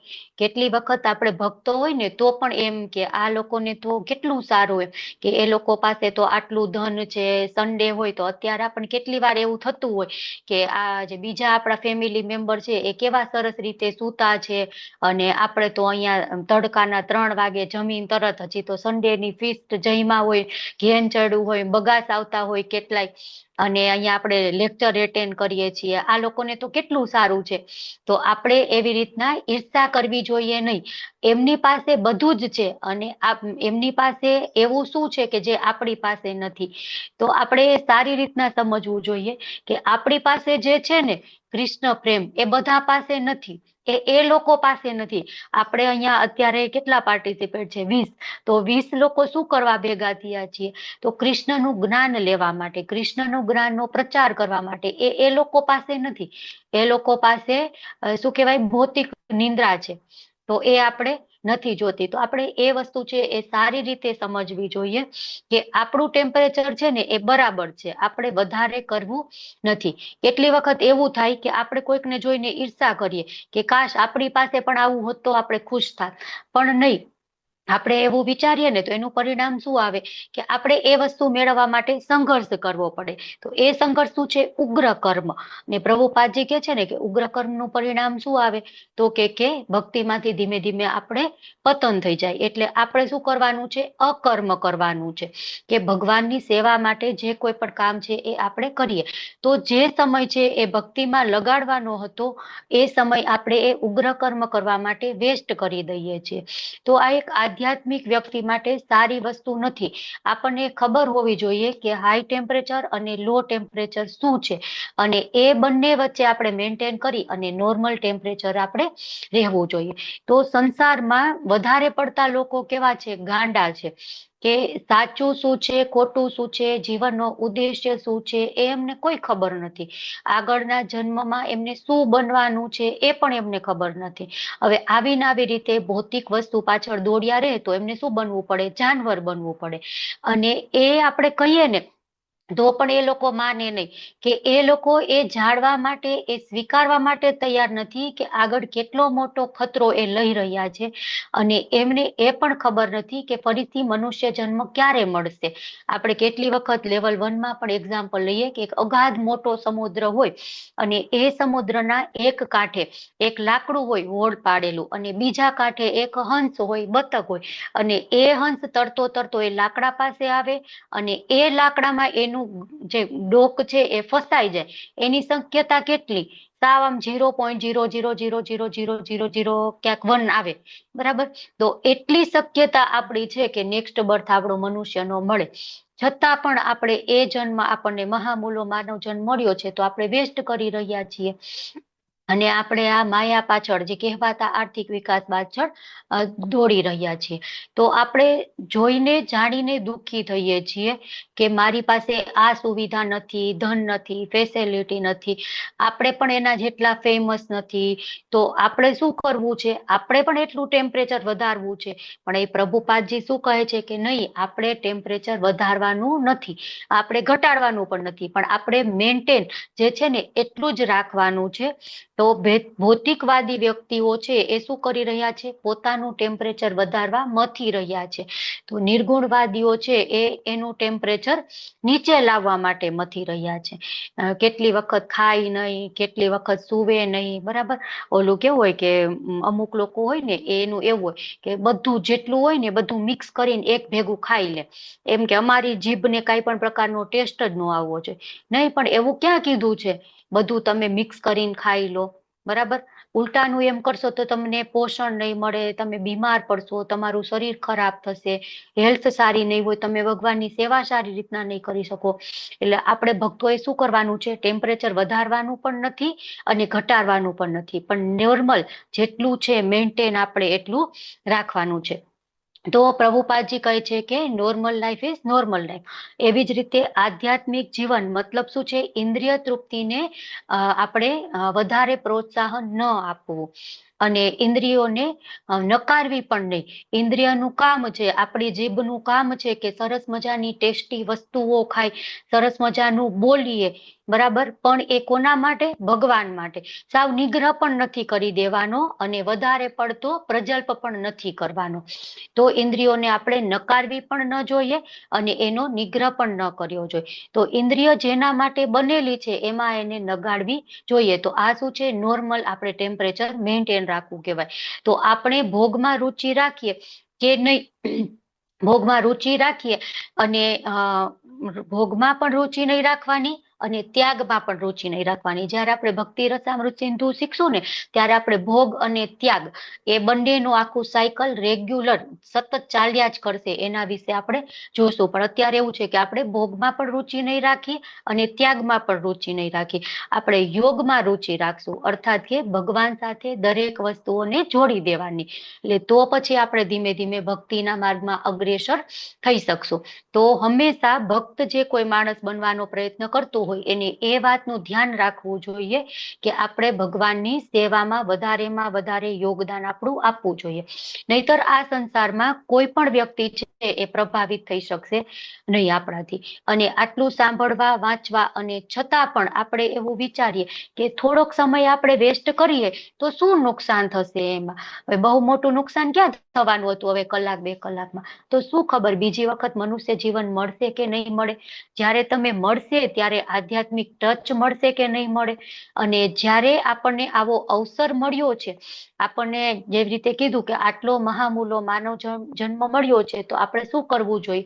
તો ઈશોપનિષદ આપણને વોર્ન કરે છે કે આપણી ચેતના છે એને આપણે ચેતવણી આપે છે કે આપણે સાવધાન રહેવું જોઈએ અને આપણે શું કરવું જોઈએ? તો આપણું 100% છે એ ભગવાન શ્રી કૃષ્ણની સેવામાં લગાડવું જોઈએ. આગળ આપણે વાંચીએ પેજ નંબર 76. હરે કૃષ્ણ. કોણ વાંચશે? હિરણમય કેશવી માતાજી વાંચો. આનો અર્થ એવો નથી કે શરીરની સાચવણી માટે જરૂરી એવી બધી પ્રવૃત્તિઓ પણ બંધ કરવી જોઈએ. પ્રવૃત્તિઓ બંધ કરવાનો માતાજી, કોઈ અવાજ સવાલ બહુ ઓછો આવે છે. હરે કૃષ્ણ માતાજી, હેન્ડ ફ્રી લગાડો ને. હા માતાજી, એક મિનિટ. હવે આવે છે? હવે પ્રોપર બોલો, ચલો. હા. આનો અર્થ એવો નથી કે શરીરની સાચવણી માટે જરૂરી એવી બધી પ્રવૃત્તિઓ પણ બંધ કરવી જોઈએ. પ્રવૃત્તિઓ બંધ કરવાનો કોઈ સવાલ જ નથી. જેમ રોગ દૂર કરવાનો પ્રયત્ન કરવાનો અર્થ એ નથી કે ઉષ્ણતામાનનું પ્રમાણ સદંતર નાબૂદ કરવું. અમે આ વસ્તુ અગાઉ સમજાવવાનો પ્રયત્ન કર્યો છે અને કહ્યું કે ખોટના ધંધાનો બને એટલો ફાયદો ઉઠાવો. આધ્યાત્મિક જ્ઞાનની ઉપાસના આ શરીર અને મનની મદદ કરવાની છે. અને તેથી આપણા ધ્યેય સુધી પહોંચવા માટે શરીર અને મનની યોગ્ય જાળવણી કરવી જરૂરી છે. તાપમાનની સામાન્ય માત્રા 98.6 અંશ જેટલી જાળવવી જોઈએ. ભારતના મોટા સંત મહાત્માઓએ ભૌતિક અને આધ્યાત્મિક જ્ઞાનના સંતુલિત વિકાસની યોજનાઓથી ગરમીની સામાન્ય માત્રા જ જાળવવાની ઈચ્છા રાખી છે. તેઓએ રોગગ્રસ્ત એવા ઇન્દ્રિય સુખ માટે માનવ બુદ્ધિનો દુરુપયોગ કરવા દીધો નથી. વેદોમાં ઇન્દ્રિય સુખની મનોદશા કે જેણે માનવની પ્રવૃત્તિઓને વ્યાધિગ્રસ્ત બનાવેલ છે તેનું મુક્તિના સિદ્ધાંતો હેઠળ નિયંત્રણ કરવામાં આવેલ છે. આ પદ્ધતિ 4 વિભાગમાં જોવા મળે છે: ધર્મ, અર્થ, કામ અને મોક્ષ. પરંતુ વર્તમાન સમયે માણસોને ધર્મ કે મુક્તિમાં રસ નથી. તેઓને જીવનમાં એક ધ્યેય છે અને તે છે ઇન્દ્રિયોની તૃપ્તિ, અને તે પ્રાપ્ત કરવા માટે તેમની પાસે આર્થિક વિકાસની જુદી જુદી યોજનાઓ છે. માર્ગ ભૂલ્યો માનવી એમ માને છે કે ધર્મને પાળવો જોઈએ કેમ કે તે આર્થિક વિકાસમાં મદદરૂપ થાય છે અને આર્થિક વિકાસ ઇન્દ્રિય સુખ માટે જરૂરી છે. મૃત્યુ પછી સ્વર્ગમાં પણ બધું ઇન્દ્રિય સુખ મળે તેની ખાતરી માટે ધાર્મિક નિયમ પાલનની અમુક પદ્ધતિ તેમણે બનાવેલી છે. પરંતુ આ ધર્મનો ખરો હેતુ નથી. ધર્મનો માર્ગ હકીકતમાં આત્મ સાક્ષાત્કાર પામવા માટે છે. આર્થિક વિકાસ માત્ર શરીરને તંદુરસ્ત અને સ્વસ્થ સ્થિતિમાં જાળવી રાખવા પૂરતો જ કરવો જોઈએ. મનુષ્ય સ્વસ્થ મનવાળા તંદુરસ્ત જીવનની અવસ્થામાં જીવવું જોઈએ કે જેથી કરીને તે સાચું જ્ઞાન કે વિદ્યા પ્રાપ્ત કરી શકે, અને તે જ માનવ જીવનનું લક્ષ્ય છે. આ જીવન ગધેડાની માફક પૈતૃ કરવા માટે નથી કે નથી તે અવિદ્યાની ઉપાસના માટે કે જેથી ઇન્દ્રિય સુખ મળી શકે. શ્રીમદ ભાગવતમમાં વિદ્યાનો માર્ગ સંપૂર્ણ રીતે રજૂ કરવામાં આવ્યો છે. ભાગવતમ માણસને પોતાનું જીવન પરમ સત્યની શોધ કરવામાં જીવનનો ઉપયોગ કરવાનો ઉપદેશ આપે છે. પરમ સત્ય ક્રમે ક્રમે બ્રહ્મ, પરમાત્મા અને છેવટે ભગવાન તરીકે અનુભવાય છે. વિશાળ હૃદયનો મનુષ્ય કે જેણે ભગવદ્ ગીતામાં પ્રબોધેલ અને 10મા મંત્રના ભાવાર્થમાં દર્શાવેલ 18 સિદ્ધાંતોનું પાલન કર્યું છે અને જ્ઞાન તથા વૈરાગ્યની સ્થિતિ પ્રાપ્ત કરી છે, તે જ આ પરમ સત્યનો અનુભવ કરી શકે છે. આ 18 સિદ્ધાંતોનો કેન્દ્રિત હેતુ એ છે કે પુરુષોત્તમ પરમેશ્વરની દિવ્ય ભક્તિમય સેવા પ્રાપ્ત કરવી. તેથી દરેક વર્ગના મનુષ્યને ભગવાનની વ્યક્તિમય સેવા કરવાની કળા શીખવવાનો અનુરોધ કરવામાં આવ્યો છે. વિદ્યાની કેળવણી માટેનો ચોક્કસ માર્ગ શીલ રૂપ ગોસ્વામી દ્વારા તેમના ગ્રંથ ભક્તિ રસામૃત સિંધુમાં વર્ણવવામાં આવ્યો છે કે જેને અમે અંગ્રેજીમાં ધ નેક્ટર ઓફ ડિવોશન તરીકે રજૂ કર્યો છે.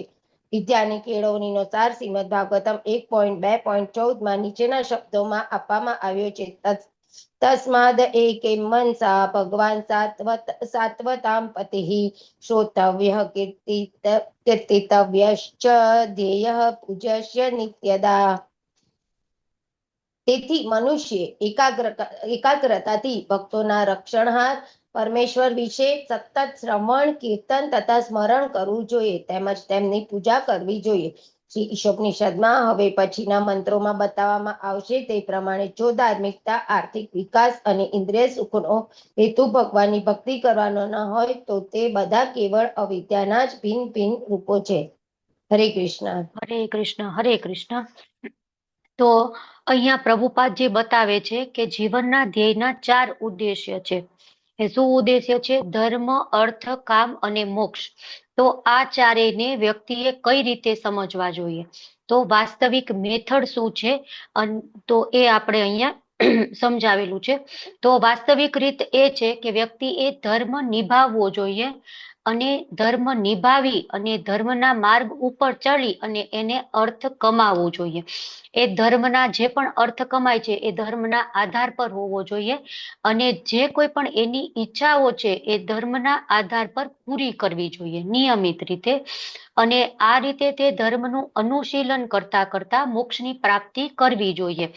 એવું નથી કે અર્થ કમાવવું ખોટું છે કે પોતાની ઈચ્છાઓ પૂરી કરવી ખોટી છે, પણ એનો આધાર ધર્મ હોવો જોઈએ. ધાર્મિક ન હોય એ રીતે અર્થ કમાવવો ન જોઈએ અને અધાર્મિક હોય કે ધર્મને લગતી ન હોય એવી ઈચ્છાઓ પૂરી કરવી જોઈએ નહીં. તો જે શાસ્ત્રમાં નિયમ છે એને અનુસરી અને જીવનનું અંતિમ ધ્યેય છે મોક્ષ એનો પ્રાપ્ત કરવું જોઈએ. તો આજના સમયમાં લોકો શું કરે છે? ધર્મનો સ્વીકાર કરે છે, પણ કેમ કરે છે? કેમ કે ધર્મનો સ્વીકાર કરવાથી અર્થ પ્રાપ્ત થાય છે.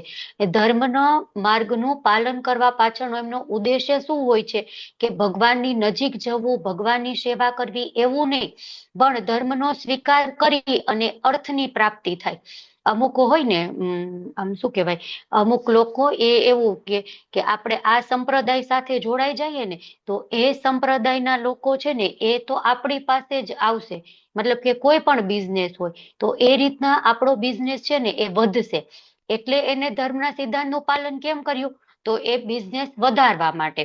તો એવી રીતના હોવું ન જોઈએ. ધર્મના સિદ્ધાંતનું પાલન શું કામ કરવું જોઈએ? તો કે એનું અનુસરણ કરી અને આપણું અંતિમ લક્ષ્ય છે જે મોક્ષ એની પ્રાપ્તિ કરવા માટે. પણ આજના સમયના લોકો અર્થ પ્રાપ્તિ માટે કરે છે. અને ધર્મનો ત્યાગ કરવાથી શું થાય કે વધુમાં વધુ પૈસા અને અર્થ મળશે તો વધુમાં વધુ ધર્મનો ત્યાગ કરશે. ટૂંકમાં એક શું હોય કે કારણ રોકડા. પૈસા ગમે એમ કરી અને પૈસા આવવા જોઈએ. ધર્મનો સિદ્ધાંતનું પાલન કરીને પૈસા આવે તો પાલન કરો. ધર્મનો ત્યાગ કરવાથી પૈસા આવે છે તો ત્યાગ કરો. ટૂંકમાં એક એમના જીવનનો ગોલ હોય કે ગમે એમ કરીને પૈસા કમાવા. અને આ પૈસાને પણ શું કરવા વાપરવાના? કઈ રીતે વાપરવાના? તો માત્ર ને માત્ર પોતાની ઈચ્છાઓ અને કામની પૂર્તિ માટે. બીજો કોઈ પણ ઉદ્દેશ્ય ન હોય એ પૈસાનો. અને આજના સમયમાં કોઈક જ એવો વ્યક્તિ હશે કે જે એમ વિચારે કે હું આ પૈસા કમાઈશ અને વધુમાં વધુ દાન કરીશ, ધર્મ કરીશ. બરાબર, કોઈ એવો વ્યક્તિ નહીં હોય. કોક જ રેર વિરલો હોય ને એ વ્યક્તિ એવું હોય કે એ એવું વિચારે કે હું વધારેમાં વધારે પૈસા કમાઈશ અને ભગવાનની સેવામાં વાપરીશ અથવા તો ગરીબ માણસોને દાન કરીશ. તો એ વધારેમાં વધારે પૈસા કમાવા શું કામ ઈચ્છતા હોય? કે એના કારણે એનું માન વધે, એને ઊંચું પદ પ્રાપ્ત થાય, એની પ્રતિષ્ઠા વધે. અને લાસ્ટમાં જે ચોથું છે મોક્ષ, તો એના વિશે તો કોઈને કોઈ ઇન્ટરેસ્ટ જ નથી. આપણે એમ કહીને કે આમ કરવાથી મોક્ષ મળે કે તેમ કરવાથી મોક્ષ મળે, તો એ લોકો શું કહેતા હોય, હવે આ એક જન્મ મળ્યો છે ને તો આમાં એન્જોય કરી લેવા દો, બીજા જન્મમાં જે થવું હોય એ થાય. એ આપણને ક્યાં યાદ રહેવાનું છે? બરાબર. ઇવન મારે પણ કેટલી વખત એવું થાય, અમારે હોય ને કોલેજમાં ક્યારેક હું મોસ્ટલી ટિફિન લઈને જાઉં, પણ ક્યારેક 2 દિવસ રોકાવાનું થાય તો ટિફિન હોય ને તો જમવા જાય ને તો આપણે કઈ ડુંગળી લસણ વાળું નહીં ખાઈએ કે આ નહીં ખાય તે નહીં ખાય. अरे मैडम क्या आप भी खा लो ना, एक ही तो लाइफ मिली है, अभी आप ऐसे करोगे तो एंजॉय कब करोगे? બરાબર. તો બધું એનું કારણ શું છે કે એ એન્જોય કરવાનું. મોક્ષ પાછળ એને કોઈ રસ જ નથી. કે આ જીવન મળ્યું છે તો વધારેમાં વધારે ઇન્દ્ર તૃપ્તિ કરી લો. ભોગ તમે કઈ રીતના વધારે ભોગવી શકો છો? ધર્મનું પાલન કરીને ભોગવી શકો છો તો પાલન કરો. ધર્મનો ત્યાગ કરીને કરી શકો છો તો ત્યાગ કરો. વધારે પૈસા કમાવા માટે શું કરવાનું? તો કે બને એટલા વધારે પાપી કૃત્ય કરવાના તો કરો, કાંઈ વાંધો નહીં. તો કે મોક્ષ તમને નહીં મળે, કે મોક્ષમાં કોને રસ છે? મોક્ષ તો જોતો જ નથી. આ જન્મમાં કરી લો, પછી જે મળવું હોય, જે થવું હોય એ થાય. તો મોક્ષ વિશે તો કોઈ વિચારતા જ નથી, કોઈ રુચિ જ નથી. અને લોકોને એ પણ ખબર નથી કે આ જીવન પછી બીજું જીવન છે. એ લોકો એમ જ વિચારે છે કે બીજા જન્મ મળશે કે નહીં મળે એ કોને ખબર છે. બરાબર. એટલે અમુક લોકો તો એ જ ફિલોસોફી માનતા નથી કે આ જન્મ પછી બીજો જન્મ થવાનો છે અને એમાં આ જે કોઈ પણ તમે કર્યું છે એ બધું તમારે ભોગવવાનું છે.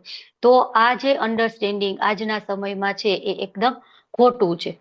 તો પ્રભુપાદજી આપણને શું કહેવાય કે શીખવાડે છે અહીંયા કે ઈશોપનિષદ આપણને અસ્તિત્વ માટેના સંઘર્ષને જીતવા માટે એકતરફી પ્રયાસ ન કરવાની સૂચના આપે છે, કે માત્ર જીવન ટકાવી રાખવા માટે સંઘર્ષ કરવો જોઈએ નહીં. આપણે શું કરવું જોઈએ? જે પણ આપણું કાર્ય છે, ઉગ્ર કર્મ, પ્રભુપાદે કીધું ને એવું ઉગ્ર કર્મ ન કરવું જોઈએ, પણ આપણે હંમેશા આપણે ભગવાનની પ્રસન્નતા માટે, ભગવાનની સેવા માટે જે પણ કાર્ય છે એ કાર્ય કરવું જોઈએ. તો આનો અર્થ એ નથી કે શરીરની જાળવણી માટેની બધી જ પ્રવૃત્તિ બંધ કરી દેવી જોઈએ. પ્રવૃત્તિ બંધ કરવાનો કોઈ પ્રશ્ન જ થતો નથી. ભગવદ્ ગીતામાં અર્જુનજી કહે છે કે તમે કયો ભગવાન, તો હું સંન્યાસ લઈ લઉં. તો ભગવાન શું કહે છે કે નહીં, સંન્યાસી બનીશ તો પણ તારે ખોરાક માટે તો અગ્નિ પ્રગટાવવો જ પડશે, બરાબર? એટલે કાંઈક ને કાંઈક પ્રવૃત્તિ તો કરવી જ પડશે. તો પ્રવૃત્તિ બંધ કરવાનો કોઈ સવાલ જ નથી. પણ પ્રવૃત્તિ કઈ રીતના કરવી જોઈએ? તો સેન્ટ્રલમાં કૃષ્ણને રાખી અને આપણે પ્રવૃત્તિ કરવી જોઈએ.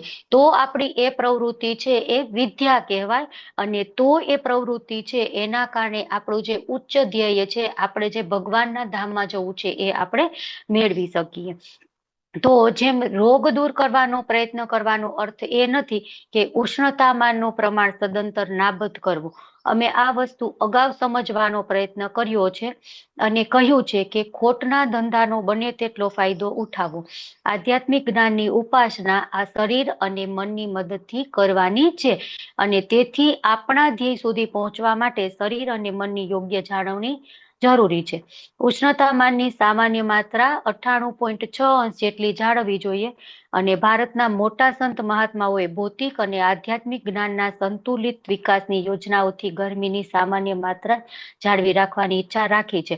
તેઓએ રોગગ્રસ્ત એવા ઇન્દ્રિય સુખ માટે માનવ બુદ્ધિનો દુરુપયોગ કરવા દીધો નથી. એટલે જે કોઈ પણ સાધુ સંતો છે એ લોકો આપણને શું કહે છે કે આપણા જે ટેમ્પરેચર છે એટલું આપણે મેન્ટેન રાખવાનું, આપણે એને વધારવાનું પણ નથી અને ઘટાડવાનું પણ નથી. એટલે આપણે ભૌતિક અને આધ્યાત્મિક બંને જ્ઞાન વચ્ચે બેલેન્સ કરી અને આપણું જે ટેમ્પરેચર છે એટલું ટેમ્પરેચર આપણે રાખવાનું. આપણે વધારે પડતું ભૌતિકતામાં નથી ડૂબી જવાનું, અને વધારે આપણે ત્યાગ કે નહીં, બધું જ વૈરાગ્ય આવી જાય ને, કે સંસાર પ્રત્યે ખૂબ જ વૈરાગ્ય, છોડો ઘર બાર ચલો હરિદ્વાર, બરાબર? પણ આપણે ઇન્દ્રિયો આપેલી છે ભગવાને, આંખો આપેલી છે, કાન આપેલું છે, મોઢું આપેલું છે, નાક, હાથ, પગ. તો એ બધી જ ઇન્દ્રિયો છે એ અમરીશ મહારાજે જેમ ભગવાનની સેવામાં લગાડેલી હતી ને, એવી રીતના આપણે ભગવાનની સેવામાં લગાડવી જોઈએ. કે આપણે મોઢેથી બોલીએ તો ભગવાનનું વાત કરીએ, ભગવાનની કથા કરીએ, કીર્તન કરીએ, લીલા કરીએ, આંખોથી ભગવાનના દર્શન કરીએ, નાકથી ભગવાનને ચડાવેલા પુષ્પ છે એ સૂંઘીએ, કાનથી ભગવાનની કથાનું શ્રવણ કરીએ, પગો છે તો પગથી આપણે આપણા ભગવાનના મંદિરે જઈએ, હાથ છે તો પ્રણામ કરીએ, હાથથી આપણે દીવો કરીએ, અગરબત્તી કરીએ, જપમાળા કરીએ. ટૂંકમાં બધી જ આપણી ઇન્દ્રિયો છે એનો નિગ્રહ નથી કરવાનો, પણ ઇન્દ્રિયોને સાચી રીતે, સાચી દિશામાં આપણે લગાડવાના છે, અને એ રીતે આપણે ભગવાનની વધારેમાં વધારે સેવા કરી શકશું. અને એ રીતે આજે ભૌતિકતાનો તાપ વધી રહ્યો છે ને દુનિયામાં, એ તાપમાંથી આપણે બચી શકશું. આગળ શું કહે છે કે શીલ પ્રભુપાદ દ્વારા આપણને આપવામાં આવેલી આધ્યાત્મિક જીવનની પ્રક્રિયા આપણને આધ્યાત્મિક અને ભૌતિક જ્ઞાનનો સંતુલિત કાર્યક્રમ કેવી રીતે પ્રાપ્ત કરવામાં સક્ષમ બનાવે છે. તો કઈ રીતે આપણને બનાવે છે? તો આપણે વધારેમાં વધારે છે એ આપણું જીવન આધ્યાત્મિકતામાં ડૂબાડી દઈએ. આપણે સવારે ઉઠી ત્યારથી જ, કે સવારે ઉઠીએ તો મંગળા આરતી કરી, સ્નાન કરી તો આપણા શું કે જલ્દી સ્નાન કરી લઈએ, મંગળા આરતીનો ટાઈમ થાય છે, મંગળા આરતી કરીએ, નરસિંહ આરતી કરીએ, તુલસી આરતી કરીએ, જપ કરીએ, પછી આપણે ભગવાન માટે ભોગ બનાવીએ. આપણે જે કોઈ નાસ્તો બનાવી તો આપણો ભાવ કેવો છે કે મારે ભગવાન માટે બનાવવાનું છે, ભગવાનને બનાવીને એ પ્રસાદ સ્વરૂપે આપણે ગ્રહણ કરીએ. સેમ બપોરે ભાગવતમ, ભગવદ્ ગીતાના ક્લાસ એટેન્ડ કરીએ, સાંજ પડે તો મંદિરે જઈએ, કોક કથા કીર્તન આપણે સાંભળીએ, સાંજે પાછું ભગવાન માટે ભોગ બનાવીએ, ભગવાનને જમાડીએ. ટૂંકમાં ઊંઘમાં આખો દિવસ રાત્રે સૂતા વખતે પણ આપણી કોન્શિયસનેસ કેવી હોય કે હું જલ્દી સુઈ જઈશ ને તો જલ્દી ઉઠીશ, મારે જલ્દી મંગળા આરતીમાં ઉઠવાનું છે. મંગળા આરતી કરી અને આપણે શું કહેવાય, રાત્રે ભગવાનને પ્રણામ કરી અને ભગવાનનું નામ લઈ અને કૃષ્ણ બુકમાંથી એક અધ્યાય વાંચી અને આપણે સૂઈએ તો આખો જ દિવસ આપણો છે એ આધ્યાત્મિકતામાં ડૂબેલો રહે અને આપણી ઇન્દ્રિયો છે એને સરસ મજાનું ભગવાનનું કીર્તન મળે, સરસ મજાના ભગવાનના શૃંગારના દર્શન મળે, આપણે ભગવાનનું નામ, ગુણ, રૂપ, લીલા બધું આસ્વાદન કરી શકીએ. એટલે આપણી ઇન્દ્રિયોને પણ એનું પ્રોપર પ્રમાણમાં જે રિચાર્જ થવું જોઈએ એ મળી રહે, એટલે એમનો પણ નિગ્રહ ન થાય અને પ્રોપર રીતે પ્રોપર ડાયરેક્શનમાં લાગેલી રહે. તો એ રીતે આપણે આધ્યાત્મિક અને ભૌતિક બંને વચ્ચે સંતુલન આપણે જાળવી શકીએ. અને આગળ શીલ પ્રભુપાદ દ્વારા આપણને આપવામાં આવેલી પ્રક્રિયા આધ્યાત્મિક અને ભૌતિક જ્ઞાનનો સંતુલિત કાર્યક્રમ કેવી રીતે પ્રાપ્ત કરવામાં સક્ષમ બનાવે છે તે દર્શાવતો એક નાનો મીમ તૈયાર કરો. તો આ બધું તમારું હોમવર્ક. સ્ક્રીનશોટ લેવો હોય તો આનો સ્ક્રીનશોટ લઈ લો. નેક્સ્ટ છે એ તમને જે રીતે યોગ્ય લાગે એ રીતે તમે મીમ બનાવજો અને પછી તમે એક એક મને બતાવજો. શું બનાવવાનું છે? શીલ પ્રભુપાદ દ્વારા આપણને આપવામાં આવેલી પ્રક્રિયા આપણને આધ્યાત્મિક અને ભૌતિક જ્ઞાનનો સંતુલિત કાર્યક્રમ કેવી રીતે પ્રાપ્ત કરવામાં સક્ષમ બનાવે છે તે દર્શાવતો એક નાનો મીમ તૈયાર કરો. તમારે લખવું હોય તો લખી લો, સ્ક્રીનશોટ લેવો હોય તો સ્ક્રીનશોટ લઈ લો. નેક્સ્ટ જ્યારે આપણો ક્લાસ હશે નેક્સ્ટ સન્ડે ત્યારે આપણે આના ઉપર ચર્ચા કરશું. તમારે બધાને આ હોમવર્ક.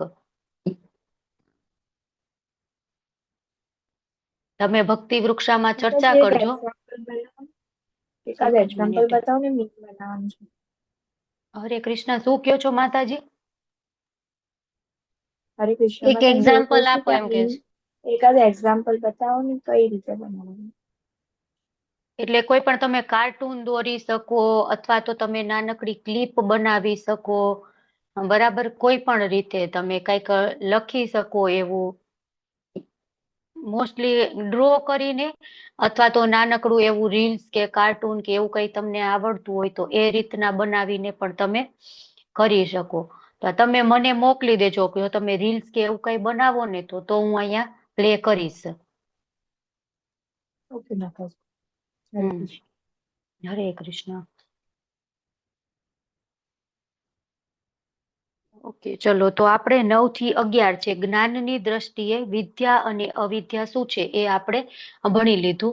હવે આપણે 12 થી 14 માં ઉપાસનાની દ્રષ્ટિએ વિદ્યા અને અવિદ્યા, સંભૂતિ અને અસંભૂતિ શું છે એના વિશે ભણીશું. તો પહેલા આપણે આ શ્લોક છે એ પૂરો કરી દઈએ.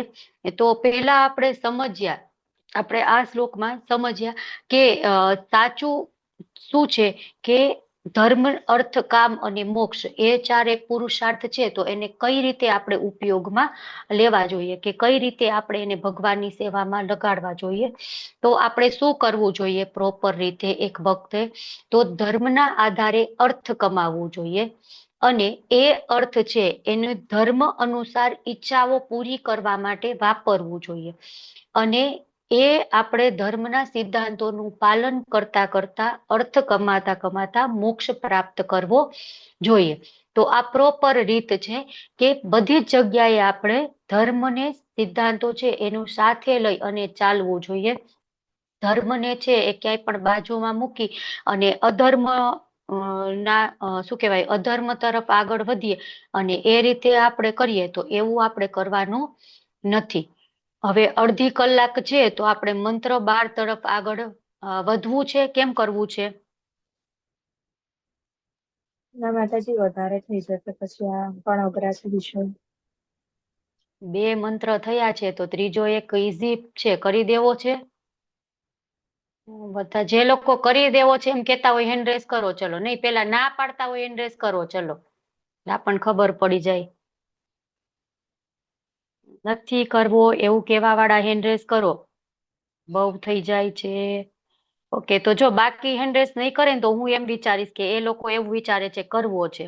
મેજોરિટી હજી કરવા તરફ વધારે છે.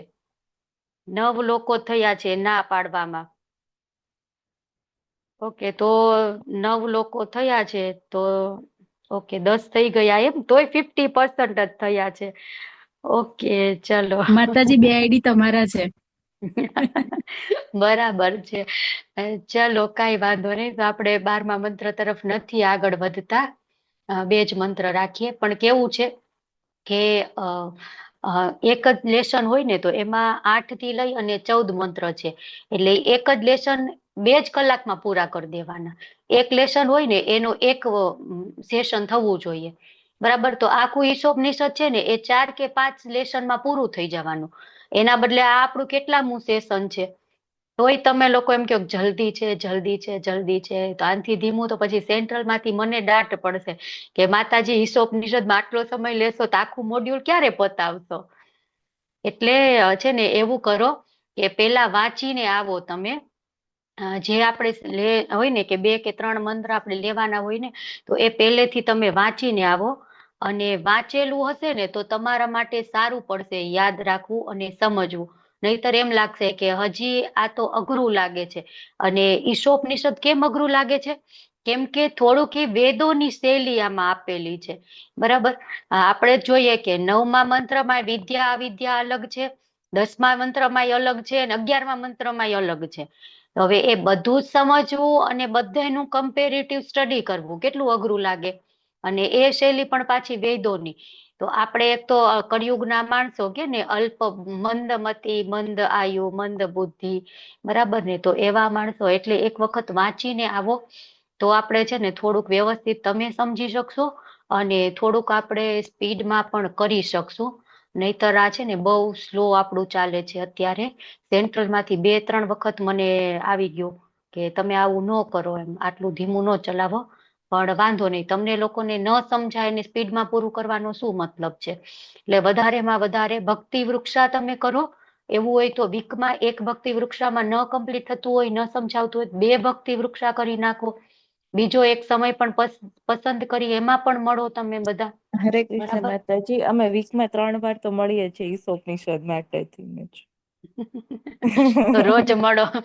કેમ કે આ કેવું છે આપણે ભણ્યા નથી ને. ભગવદ ગીતા કેવી છે કે આપણે રોજ ભણીએ છીએ. લેવલ 1 રોજ કરી રિપીટેડલી, લેવલ 2 રિપીટેડલી કરી, એટલા માટે આપણને સમજાઈ જાય.